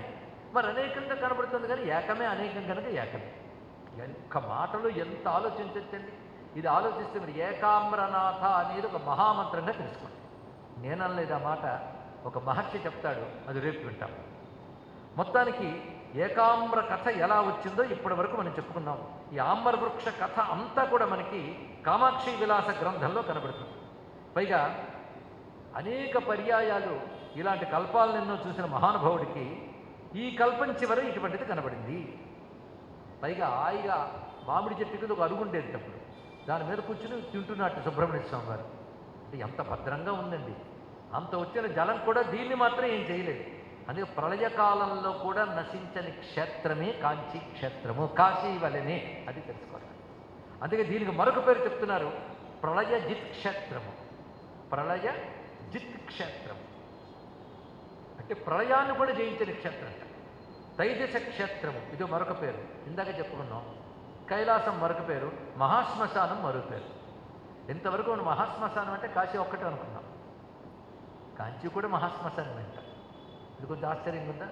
అసలు మహాశ్మశానం అంటే ఏంటండి? ఒక శ్మశానం పేరు ఉంటేనే భయం వేస్తుంది, కానీ మహా కూడా. మహాశ్మశానం అంటే అర్థం ఏంటంటే అన్నీ నశించిపోయిన తాను నశించకుండా ఉండేదేదో అది శ్మశానం. వల్లకట్లో ఏం జరుగుతుందండి? అన్నీ తగలెట్టేస్తారు. అది మాత్రం ఏం కాదు, అలాగే ఉంటుంది. అందుకే సర్వజగత్తు తనను లయం చేసుకుని తాను లయం కాకుండా ఉండే స్థితి ఏదో అది మహాశ్మశానం. అది విశ్వమంతా తనలో లీనం చేసుకున్న శాశ్వతమైన పరమాత్మే మహాశ్మశాన శబ్దం చేసి చెప్పబడుతున్నాడు. ఇప్పుడు ఆ మాట అంటేనే ఎంత గొప్ప విషయం తెలుస్తుందండి. ఇది మహాశ్మశానం. కాంచీ ఎందుకు మహాశ్మశానం అయ్యింది? సిద్ధంగా ఉన్నారా? దీనికి ఆశ్చర్యమైన కథ ఉంది. కాంచీ మహాత్మ్యం భండాసురుడు విజృంభించినప్పుడు భండాసురుడు వృత్తాంతానికి కాంచీక్షేత్రానికి అనుబంధం ఉంది. ఎందుకంటే భండాసురుడు సంహారం చేసిన అమ్మవారి పేరేమిటండి? చాలా సందేహం వస్తుంది. మైక్లో లోపమో మరి దేనిలో లోపమో. రేపటి రోజు నిర్వాహకులు మైక్ విషయంలో ఒక శ్రద్ధ తీసుకోండి. రీసౌండ్ అనేది రావడం వల్ల శ్రద్ధాళువులు గ్రహించడానికి అవకాశం లేదు. ఎలాగూ శ్రద్ధ లేని వాళ్ళు నిద్రపోవడానికి మరింత అవకాశం. భండాసురుడు సంహారం చేసిన అమ్మవారి పేరేమిటి? ఇంతమంది అయినా ఎంతమంది కనబడుతున్నారు నాకు అక్కడ. ఎవరండి? ఇంతమంది పెద్దవాళ్ళు ఎదురుగా కూర్చున్నారు. వాళ్ళు నోరారు చెప్తే నేను సంతోషిస్తాను. అంటే మాకేం తెలియదని చెప్పడమా, తెలిసినా చెప్పమని చెప్పడమా? ఎవరు భండాసుర సంహారం చేశారు? లలితా మహాత్రిపుర సుందరి. మీరు లలితా శాస్త్రంలో చదువుతున్నారు కదా. భండాసురేంద్ర నిర్ముక్త శస్త్ర ప్రత్యక్షవశ్యం కామేశ్వరాస్త నిర్ధకృత సభండాసుర శూన్యక. భండాసురుడైన రాక్షసుడు విజృంభిస్తే దేవతలు ఋషులు వెళ్ళి ప్రార్థన చేస్తే అప్పుడు పరమేశ్వరుడు మహాయాగమను కూడా చేశాడు. తెలుసు కదా, అది బ్రహ్మాండ పురాణంలో కదా. ఆ కథని కాంచీ మహాత్మ్యం చెప్తుంది. ఒక మహాయాగం చేసేట్టు ఈశ్వరుడు. ఎందుకంటే ఈ భండాసురుడు అటాక్ గొప్పగా జరిగిందండి. ఏం చేశారంటే ఎదురుగా వెళ్ళి కత్తులతో కటాలతో కొట్టలేదు. సూక్ష్మమైన వాయువు రూపంలో ప్రతి వారిలో ప్రవేశించిపోయి వాళ్ళల్లో ఉన్న జవసత్వాలు లాగేసేట. అదొక వైరస్సు. నిన్ను చూడలేదు. రాక్షసుల అటాకులు చూడండి ఎన్ని రకాలుగా జరుగుతున్నాయి. అందరు జవసత్వాలు లాగేశాడు. అందులో దేవతలు మొదలైన వాళ్ళు కూడా జవసత్వాలు కోల్పోయి ఉన్నారు. వాళ్ళందరూ కూడాను శివాజి గురవే నమః అని ఈశ్వరుని శరణవేడు. అప్పుడు ఆయన ఏం చేశాడంటే ఒక మహాయాగాన్ని చేశాడు. అద్భుతమైనటువంటి అగ్నికుండాన్ని ఏర్పాటు చేశాడు. ఆ అగ్నికుండ పంచభూతాల్లో ఒకటైన అగ్ని కాదు, చిదగ్నికుండాన్ని ఏర్పాటు చేశాడు. చిదగ్నికుండ సంభూత అంటున్నాం. దాన్ని ఏర్పాటు చేశాడు. అటు భండాసురుడు తన రాక్షస శక్తులతో విజృంభించి శూన్యక పట్టణ రాజధానిగా ఏలుకుని ముల్లోకాన్ని పీడిస్తున్నాడు. వాడిని కొట్టాలి. కొట్టవలసిన దేవతలు బలహీనులు అయిపోయారు. ఎండిపోయిన కట్టెల్లాగా అయిపోయారండి ఒక్కొక్కరు కూడా. వాళ్ళ రసం లేదు, అదే నీరసంగా ఉన్నారు ఒక్కొక్కరు. అలా ఎండు కట్టెల్లా తయారైన వాళ్ళు శివుడిని శరణ వేడితే శివుడు అగ్నికొండను రగిలించాడు. ఆ అగ్ని పంచభూతాల్లో ఒకటి కాదు. ఎందుకంటే అగ్నిదేవుడు కూడా బక్క చిక్కిపోయాడు ఆ సమయంలో. ఆయన ఏం పని చేస్తాడు? శివుడు ఏం చేశాడంటే తన పాలనేత్రం నుంచి అగ్నిని సృజించాడు. అదే చిదగ్ని. దానితో రగిల్చాడు కుండాన్ని. ఎంత విస్తారమైనదో అలాంటి అగ్నికుండాలు రగిల్చాడు. మనం అనుకుంటున్న రుద్రకోటి అంతా కూడా అగ్నికుండంతో జ్వలించిపోయింది. ఇదంతా అయిన తర్వాత ఆ దేవతల్ని పిలిచి మీరందరూ ఇందులో దూకండి అన్నాడు. ఎలాగో ఎండుకట్టెల్లో ఉన్నవారు అందుకే పనికొస్తారు, ఇక దేనికి కాదు. ఆ ఎండుకట్టెల్లో ఉన్న దేవతలు అందరూ కూడా దానిలో దూకారు. దూకిన తర్వాత పరమాత్మ హవనం చేసి పరమేశ్వరుడు, అతడే పరశంభు అని చెప్పబడుతున్న శివుడు, మహాయాగక్రమారాధ్య మహాభైరవ పూజిత. ఆ చేసిన వాడే మహాభైరవుడు. జరిగింది మహాయాగం. తర్వాత పరమేశ్వరుడు స్తుతి చేయగానే అందులోంచి అమ్మవారు ఉద్భవించారు. ఇది మనం చిదగ్నికొండ సంభూత దేవకాళీ సముద్యత అన్నాం కదా. అప్పుడు ఈ పోయిన దేవతలందరినీ కూడా చిదగ్నికొండ నుంచి అమ్మవారు వచ్చి తన నుంచి మళ్ళీ దేవతలందరినీ సృజించారు. ఇదివరకు ఎండు కట్టెల్లో ఉన్న వాళ్ళంతా ఇప్పుడు పండుల్లో గట్టిగా తయారు చేశారు. ఒక్కొక్కరు కూడా అమ్మవారు ఇచ్చిన శక్తితో తిరిగి ఎనర్గైజ్ అయ్యి వాళ్ళందరూ వచ్చారు. అంటే ముందు దూకడం మంచిదైంది. అమ్మవారి వల్ల దివ్య శరీరం ధరించారు. ఇది తాత్వికంగా చాలా చాలా ఉందిలేండి. దేవతలంటే మన ఇంద్రియ అహంకారాలు ఇవన్నీ కూడా జ్ఞానం అనే అగ్నిలో హుతమైపోయి తర్వాత జ్ఞానంతో కూడిన దివ్య శరీరాలతో రావడం, అది దీని యొక్క విశేషం. ఇదంతా ఉపాసన క్రమం. ఇంతవరకు దేవతలందరూ ఎక్కడ పడ్డారు? మళ్ళీ అడుగుతున్నాం. అగ్నికొండల్లో. అంటే వాళ్ళందరూ తగలడ్డారా లేదా? ఎందులో? చిదగ్నికొండల్లో. మళ్ళీ బయటకు వచ్చేసారు అనుకోండి. అలాగే శ్మశానంలో తగలబడ్డ వాళ్ళు మరొక జన్మ పొంది బయటకు ఎలాగో వస్తున్నారు. దేవతలు మళ్ళీ వచ్చారు, కానీ ముందు పడ్డది ఎక్కడ? చిదగ్నికొండల్లో కదా. ఆ చిదగ్నికొండ ఉన్నంత మేర రగిలిందే జ్యోతి అమ్మవారు ఆవిర్భవించిన తర్వాత ఆ జ్యోతి ఒక లింగంగా మారింది. ఆ చిదగ్నికొండమంతా కూడా దేవతలందరూ లయమయ్యారు కనుక శ్మశానము అని చెప్పబడుతుంది. ఆ చోటు ఏదో అది శ్మశానేశ్వరుడు ఇక్కడ చెప్పబడుతుంది. శ్మశానేశ్వరుడు అనే మాటకి ఇది అర్థం. ఇది ఎప్పుడో జరిగింది. ఎప్పుడు జరిగిందో తెలుసా? ఈ లెక్కలు కూడా మనకు అంత తేలిగ్గా. ఈ జరిగినటువంటిది కల్పం పేరు వేరండి. ఇప్పటి వరకు మనం ఇప్పుడున్న కల్పం పేరు తెలుసా మీకు? శ్వేతవరాహ కల్పం అని చెప్తున్నాం. ఈ కల్పం సామాన్యమైనది కాదు. ఈ కల్పము అదేవిధంగా ఈ దివ్యమైనటువంటి మన్వంతరం పేరు కూడా శాస్త్రంలో మనకు చెప్తూ ఉన్నారు. ఇక్కడ ఇది తాండవ కల్పంలో తామస మన్వంతరంలో జరిగింది. మన్వంతరాలు 14 పేర్లు ప్రతి కల్పంలో రిపీట్ అవుతుంది. కల్పాల పేర్లు మారుతూ ఉంటాయి. తాండవ కల్పంలో తామస మన్వంతరం అంటే ఇది ఈ మన్వంతరం నాటి కథ కాదు. ఇక్కడ జరిగిందంతా అప్పుడు అది తెలుసుకోవాల్సింది. అది జరిగింది కథ. అలా వచ్చిన ఆ తల్లి లలితా మహాత్యపుర సుందరి భండాసుర సంహారం చేసిన తర్వాత కూర్చున్న చోటే కాంచీపురం. ఆ చిదగ్ని కుండను రగిలిన చోటు మహాశ్మశానం. అందులో రగిలిన చిదగ్ని రూపమైన జ్యోతి శ్మశానేశ్వరుడు. అక్కడికి సమీపంలో ఉన్నటువంటిదే ఏకామ్రనాథ లింగము. అది ఏకామ్ర వృక్ష రూపంలో ఉంటుంది. కానీ చిత్రం ఏంటంటే వృక్షమే శివుడు గనక ఏకామ్ర వృక్షమే శివలింగం. ఇంకొక రహస్యం, ఏకామ్ర వృక్ష మూలంలో జ్యోతిర్మయమైన లింగం ఉంటుంది. అది ఈ కంటితో చూడలేరు అని కాంచీపుర మహాత్మ్యం చెప్తున్నటువంటి విషయం. ఇక్కడ మహాశ్మశానం గురించి చెప్తూ ఆత్మన సర్వ ఏవస్మిన్ విలీనా సుఖమాప్నువా, ఈ రహస్యం చెప్తున్నాడు చూడండి. ఇక్కడ దేవతలందరినీ అగ్నికుండంలో పడమన్నాడు కదా శివుడు. మనల్ని ఎవడైనా గురువు వచ్చి అగ్నికుండంలో పడమంటే పడతామండి? ఏదో గురువైతే దండం పెడతాం, కానీ అగ్నికుండంలో పడమంటే పడతామా? దేవతలు పడ్డారట. ఎందుకంటే అక్కడ సుఖంగా ఉంటుందని పడ్డారట. ఏమిటో తెలుసా? సుషుప్తి కాలే సుదినం యథా స్వాపర భేదత. ఇది రహస్యాన్ని చెప్తున్నాడు. ప్రతివాడు పొద్దుటి నుంచి ఇన్ని పనులు చేస్తారు కదా ఇంద్రియాలతో. రాత్రి ఇంటికి వెళ్ళాక పడుకోవాలనిపిస్తుందా లేదు చెప్పండి. ఇలాగే వింటే ఇక్కడే పడుకోవాలనిపిస్తుందని నేను చెప్పలేను, కానీ ఇంటికి వెళ్ళగానే నిద్రపోతాం. మంచి నిద్ర పట్టాలి అని అనుకోని వాడు ఎవడో చెప్పండి. నిద్ర పట్టకపోతే బాగుందని చెప్పబడన్నాడు. అంటే అలాంటి సుషుప్తిలో ఇది సుఖం ఉంది కదా. అప్పుడు మీకు ప్రపంచం కనిపించట్లేదు, కానీ సుఖం ఉందా లేదా? ప్రపంచం కనిపిస్తే సుఖం అనుకుంటే నిద్రపోతాడు ఎవడైనా. ఈ ప్రపంచాన్ని కూడా మరిచిపోయి నిద్రపోవాలనుకుంటాం. కళలు కూడా రాని నిద్ర వినడానికి బాగుంది కదా, డీప్ స్లీప్ ఎంత బాగుంటుందని. అక్కడ నీకు నువ్వు గుర్తుంటావా? గుర్తుండవు. ప్రపంచం గుర్తుంటుందా? ఉండదు. మరి ఎందుకు దానికోసం ప్రయత్నిస్తున్నావంటే అక్కడ ఏదో ఒకటి ఉంది. అక్కడ ఉండేది కేవలం పరమాత్మ ఉంటాడు సుషుప్తి కాలంలో. జాగ్రత్త స్వప్నముల్లో ప్రపంచం ఉంటుంది, అందుకే పరమాత్మ తెలియబట్టి. సుషుప్తులు మాత్రం తెలియబడతాడా? అబ్బే, అప్పుడు తెలియబడ్డు, కానీ ప్రపంచం కూడా తెలియబడదు. అలాగే నువ్వు పోతావా? పోవు, మళ్ళీ పొద్దున్న లేస్తావు. అప్పుడు ఎవరితో ఉన్నావు? ఏ చైతన్యం నీ స్వరూపమో దానిలోనే ఉన్నావు, కానీ తెలియలేదు. అంతే తేడా. ఆ సుషుప్తికి ఎలాగైతే మనం సుఖమని ఎదురు చూస్తామో అలాంటి చిదగ్ని స్వరూపిన ఆత్మయందే జీవుని యొక్క ప్రవృత్తులు లీనమైనట్లుగా దేవతలు ఆ చిదగ్ని కుండంలో లీనమయ్యారు అన్నారు ఇక్కడ. అంటే ఆ సుషుప్తి అనేది ఎక్కడ జరుగుతుంది? ప్రతి వారికి చెప్పండి. మనలోనేగా. అంటే మనందరం శ్మశానవాసులమే. అప్పుడు శ్మశానం ఉంది అక్కడ కూడా.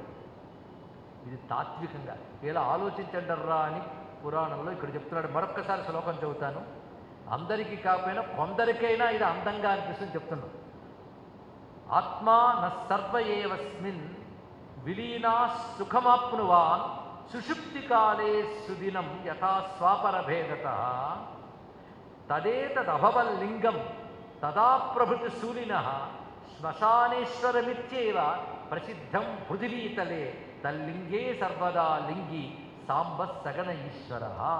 అదండి శ్మశానేశ్వర లింగం అంటే దేవతల్ని తనలో లీనం చేసుకున్నటువంటి ఈశ్వర చైతన్యం. ఇది శ్మశానేశ్వర లింగం అంటే క్షేత్రాన్ని మనలో దర్శించే విధానాన్ని ఎంత చక్కగా చెప్తున్నాడు చూడండి ఇక్కడ.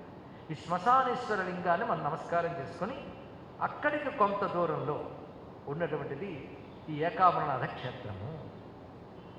ఇది ఆ కల్పంలోనే ఎలా వచ్చిందో కథ చెప్తున్నాడు. ఆ కల్పంలో ఒకసారి కైలాసంలో పరమేశ్వరుని వెనకగా వచ్చి సరదాగా అమ్మవారు కళ్ళు మూసేస్తారు. పార్వతీమాత ఎదురుగా ఋషులు దేవతలు ఉన్నారు. వాళ్ళందరితో శివుడు మాట్లాడుతున్నాడు. నా భర్తే కదా అని చనువు ఆవిడికి, కానీ సభలో భర్త ఉన్నాడు. వెనక నుంచి వచ్చి కళ్ళు మూసింది. అది సరసానికి. కానీ సర్వేశ్వరుడితో సరసం కూడా ఇబ్బంది. ఏం చేస్తాం? కళ్ళు మూసింది. కళ్ళు మూయగానే శివుడు మూడో నేత్రం తెరిచాడు. 2 కళ్ళు మూసింది, మూడో కళ్ళు తెరిచాడు. తెరవకపోతే ప్రమాదం. 2 కళ్ళు మూసిన కొద్దిసేపు అంటే లోకానికి పెద్ద కాలం అది. ఇక్కడ ఆయన కళ్ళు మూస్తే లోకానికి ఎంత కాలం అంటే, ఇప్పుడు టైం యొక్క రిలేటివిటీ గురించి మన పురాణాలు ఎంత చెప్పేయో చూడండి. ఇవేమీ ఆలోచించం మనం. పురాణాలు ఎలా వినాలో కూడా తెలియదు. కాళ్ళకి చెప్పులు లేకుండా పురాణం వినాలి. చెప్పులు వేసుకునే వినే వాళ్ళని పాపాత్ములు అంటారు, తెలుసుకోండి. ఇక్కడ వినడం కూడా చేత కాదు కనుక మనకు విషయాలు కూడా గ్రహించాలి. ఎంత శ్రద్ధగా వింటేనో విషయాలు తెలుస్తాయి. టైం రిలేటివిటీ అండి ఇక్కడ. అంటే ఒక్కొక్కరికి ఒక్కొక్క టైం. నిద్రలో టైం తెలుస్తుందా? పొద్దున్న అలారం కొడితే కానీ తెలియదు. సరే, కాలం గురించి మాట్లాడాలి, సమాధి గురించి, మోక్షం గురించి మాట్లాడి పెద్ద విషయం అనుకోండి. ప్రస్తుతం మానవుల యొక్క కనురెప్పపాటు క్రిమికీటకాల కనురెప్పపాటు కంటే ఎక్కువ. అని వీడి కనురెప్పపాటు కాలంలో ఎన్నో క్రిములు పోతాయి. దేవతల కనురెప్పపాటు కాలంలో మానవులు పోతారు. బ్రహ్మదేవుడు కనురెప్పపాటులో అనేక దేవతలు పోతారు. శివుడు కనురెప్పపాటులో అందరూ బ్రహ్మలే పోతారు. ఇక్కడ అలాంటి కన్నులు మూసేస్తే ఏమవుతుంది? లోకానికి బహుకాలం చీకటి అయిపోయింది. లోకానికి శక్తి, కాంతి ఇచ్చేది సూర్యచంద్రుడు. ఆ 2 ఆయన నేత్రము.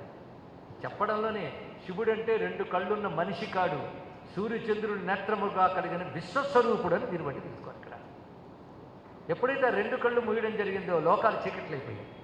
చీకట్లయితే ప్రమాదం కదా. అప్పటికప్పుడు అగ్ని నేత్రాన్ని తెరిచేస్తాయి. తెరిచిన వెంటనే అగ్నికి చుట్టూ ఉన్న లోకములన్నీ దగ్ధములైపోయాయి. అప్పుడు అమ్మవారు హఠాత్తుగా కళ్ళు తీశారు, చేతులు తీశారు. తీసేక మళ్ళీ చల్లగా చూశారు శివుడు. దగ్ధమైన ప్రపంచమంతా మళ్ళీ చక్కగా పచ్చగా చల్లగా మారిపోయింది. అంటే తగలబెట్టేది ఆయనే, సృష్టించి బాగు చేసేది ఆయనే. 2 ఇందులో చెప్తున్నారు. అది పరమేశ్వరుడు అంటే ఇక్కడ కథలో అంత అందం. అప్పుడు అమ్మవారు, అరేరే ఎంత పొరపాటు జరిగిపోయింది, నీ పొరపాటు విశ్వగమనాన్ని బహుకాలం ఆపేసింది. తప్పు కదా అన్నది. తప్పే, నువ్వు చేసినా నేను చేసినా సరే మనకు తప్పులు అంటకపోయినా ఈ తప్పుని స్వీకరించి మనం తొలగించుకోవాలి సుమా. అందుకు ఒక పని చెయ్యి, నా కోసం తపస్సు చేయ వెళ్ళి ఇక్కడి నుంచి. అంటే నీకోసం తపస్సు చేయాలి. అవును, మళ్ళీ తపస్సు చేస్తే మళ్ళీ పెళ్లి చేసుకున్నాడు ఆయన.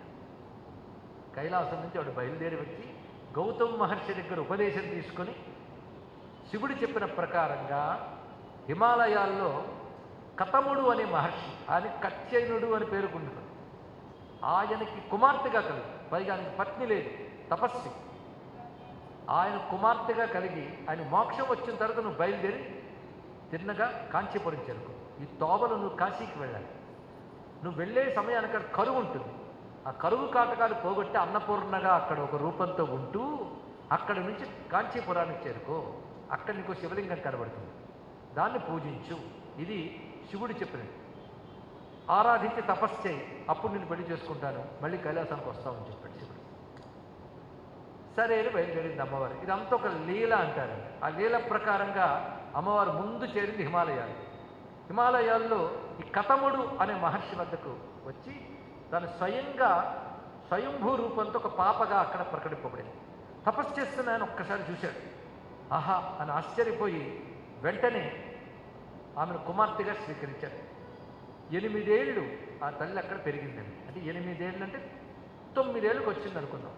9 ఏళ్ళు అంటే చక్కగా బాలాత్రిపుర సుందర రూపంతో ఆయన అనుగ్రహించి మోక్షాన్ని ఇచ్చింది. ఒకసారి ఎప్పుడైతే మోక్షం ఇచ్చిందో శివుడు చెప్పినట్లుగా అక్కడి నుంచి బయలుదేరి వస్తుంది. అంటే అనుగ్రహం అనేది చూడండి, వాళ్ళిద్దరూ అనుకున్న చిన్న అల్లరి ఎంత అనుగ్రహాన్ని ఇస్తున్నదో. తిన్నగా వస్తూ ఇక్కడ శివుడు చెప్పినట్లుగా కతముడి దగ్గర ఉన్న యోగదండం, అక్షమాల, దీపపు కుందెలు, కొందరు కుందెలు అంటారు, కొందరు సెమ్మెలు అంటారు, మీరు అర్థం చేసుకోండి. ఒక విసనకర్ర, 2 చామరాలు, ఒక వ్యాసపీఠం, ఒక తాళపత్ర గ్రంథం, ఒక వ్యాఘ్రాసనం, ఒక వేయించిన పెసర మొలక, అది ఉంది అక్కడ. ఏది కతముడి ఆశ్రమంలో ఉన్న వస్తువులు ఇవన్నీ. వేయించిన పెసర మొలక, ఒక గంగాజల కలశం, గంగ ఇసుక, ఒక గొడుగు. ఇవి కతముడు వెళ్ళినప్పుడు ఆయన దగ్గరున్న సామగ్రి. అవన్నీ పట్టుకుని బయలుదేరిన శివుడు చెప్పాడు. దాని ప్రకారంగా వస్తూ కాశీనగరానికి చేరుకుంది. అప్పుడు అక్కడ 12 సంవత్సరాల కరువు.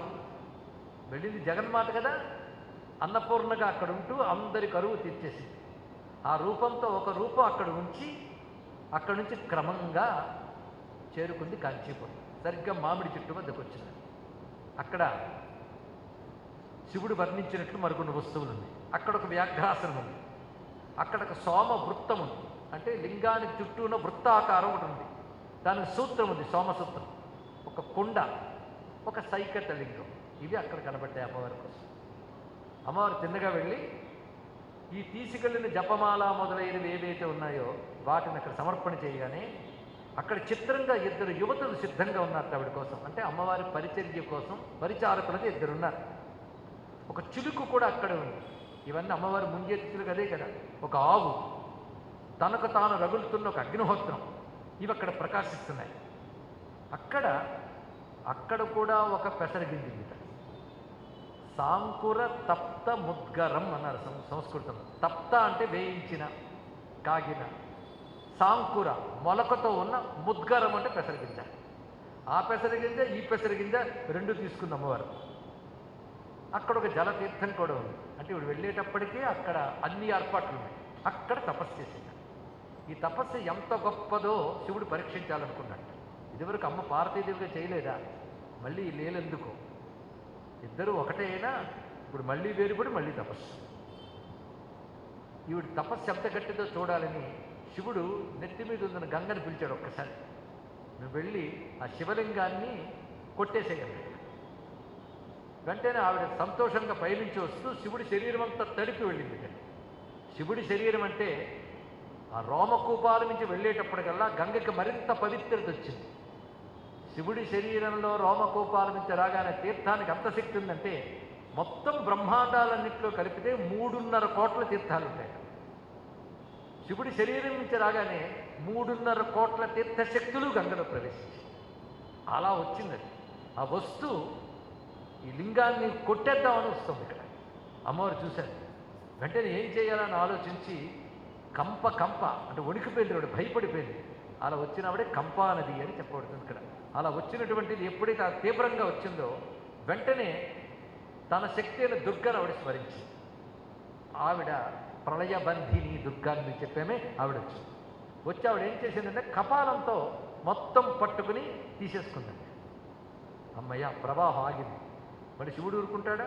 రెండో మరి పంపాడు. పంపేటప్పుడు మళ్ళీ దుర్గ కపాలం పెడితే మరి వెళ్ళలే. అదే మొదటి టెక్నిక్ చూసే పంపించాడు ఈయన. సఫలం కాలేదు. అప్పుడు అన్నయ్య అని పిలిచింది ఇక్కడ. ఎవరు? విష్ణువుని. అప్పుడు కనబడ్డ విష్ణువు పేరే చంద్రకంఠ విష్ణు. ఆయన వచ్చి ఏం చెప్పాడంటే, ఒక పంచే ఈసారి ప్రవాహం వస్తే లింగాన్ని గట్టిగా పట్టుకోండి. వెంటనే గట్టిగా శివలింగాన్ని పట్టుకుంది. ఆయన శివుడికి పులకించిపోయాడు అమ్మవారు అలా పట్టుకోగానే.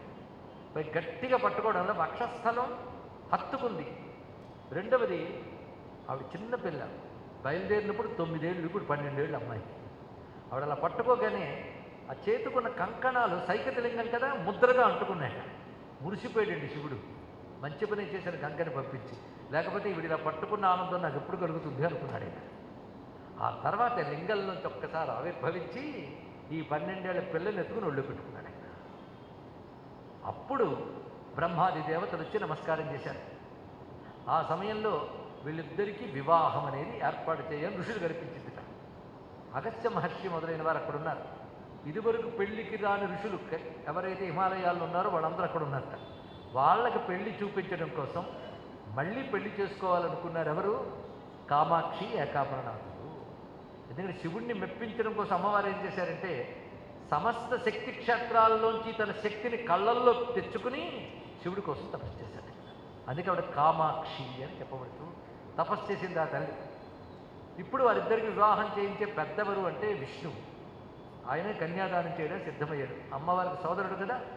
పురోహితుడు అంటే బ్రహ్మదేవుడు. అప్పుడు ఋషుల సమక్షంలో, దేవతల సమక్షంలో లక్ష్మీనారాయణులు ఉభయులు కూడా కన్యాదానం చేశారు బ్రహ్మగారి పౌరోహిత్యంలో. ఇది కామాక్షి ఏకాంబరనాథ కళ్యాణ వైభవం అండి. దీని గురించి చెప్తూ శివుడు చెప్తాడు, ఆ సైకత లింగమే ఏకాంబర లింగం. కనుక లింగ రూపంలో, వృక్ష రూపంలో నేను ఉంటాను. కానీ ఈ సైకతం రాకముందు నేను జ్యోతి రూపంలో ఉండేవాడిని. ఈ సైకతం అమ్మవారి కోసం ఆవిర్భవించి అమ్మవారి ఆరాధన కోసం వచ్చాక ఈ జ్యోతి దానిలో లీనమైపోయింది అని చెప్పాడు. కనుక ఒక రకమైన జ్యోతిర్లింగమే ఏకాంబరనాథ లింగము అని చెప్పి అటువంటి ఏకాంబరనాథుడికి నమస్కరించుకుంటూ అయిపోయిందా కాంచీ ఏకాంబరనాథుడు. ఇవాళ ఈ గంటలలో చెప్పినవి కొంత గుర్తుపెట్టుకున్న సంతోషం. ఇక్కడ మొత్తం మన కాంచీపురం ఎల్లలు, అందులో రుద్రకోటి ఎలా ఉంటుంది, దాని చుట్టూ ఏ ఏ దేవతలు ఉన్నారు, ఒక గణపతి, ఒక సుబ్రహ్మణ్యుడు, 4 దుర్గలు, 3 విష్ణువులు, 8 మంది మహేశ్వరుడు, 4 తీర్థాలు మొత్తం కలిపి అది శివక్షేత్రం రుద్రకోటి. ఇంకా విష్ణుకోటి వాటిలో మళ్ళీ వాటి విశేషాలు వేరు.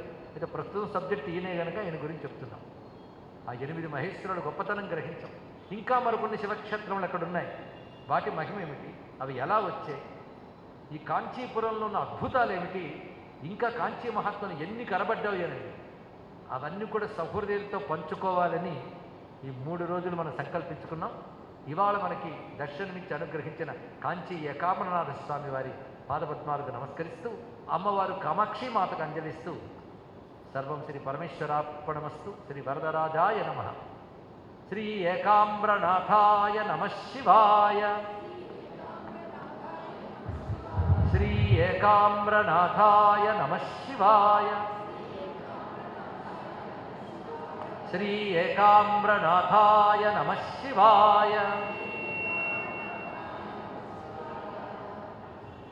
మంగళం కౌసలేంద్రాయ మహనీయ గుణాత్మనే చక్రవర్తి తనూజాయ సార్వభౌమాయ మంగళం వేద వేదాంత వేద్యాయ మేఘశ్యామలమూర్తయే పుంసాం మోహనరూపాయ పుణ్యశ్లోకాయ మంగళం.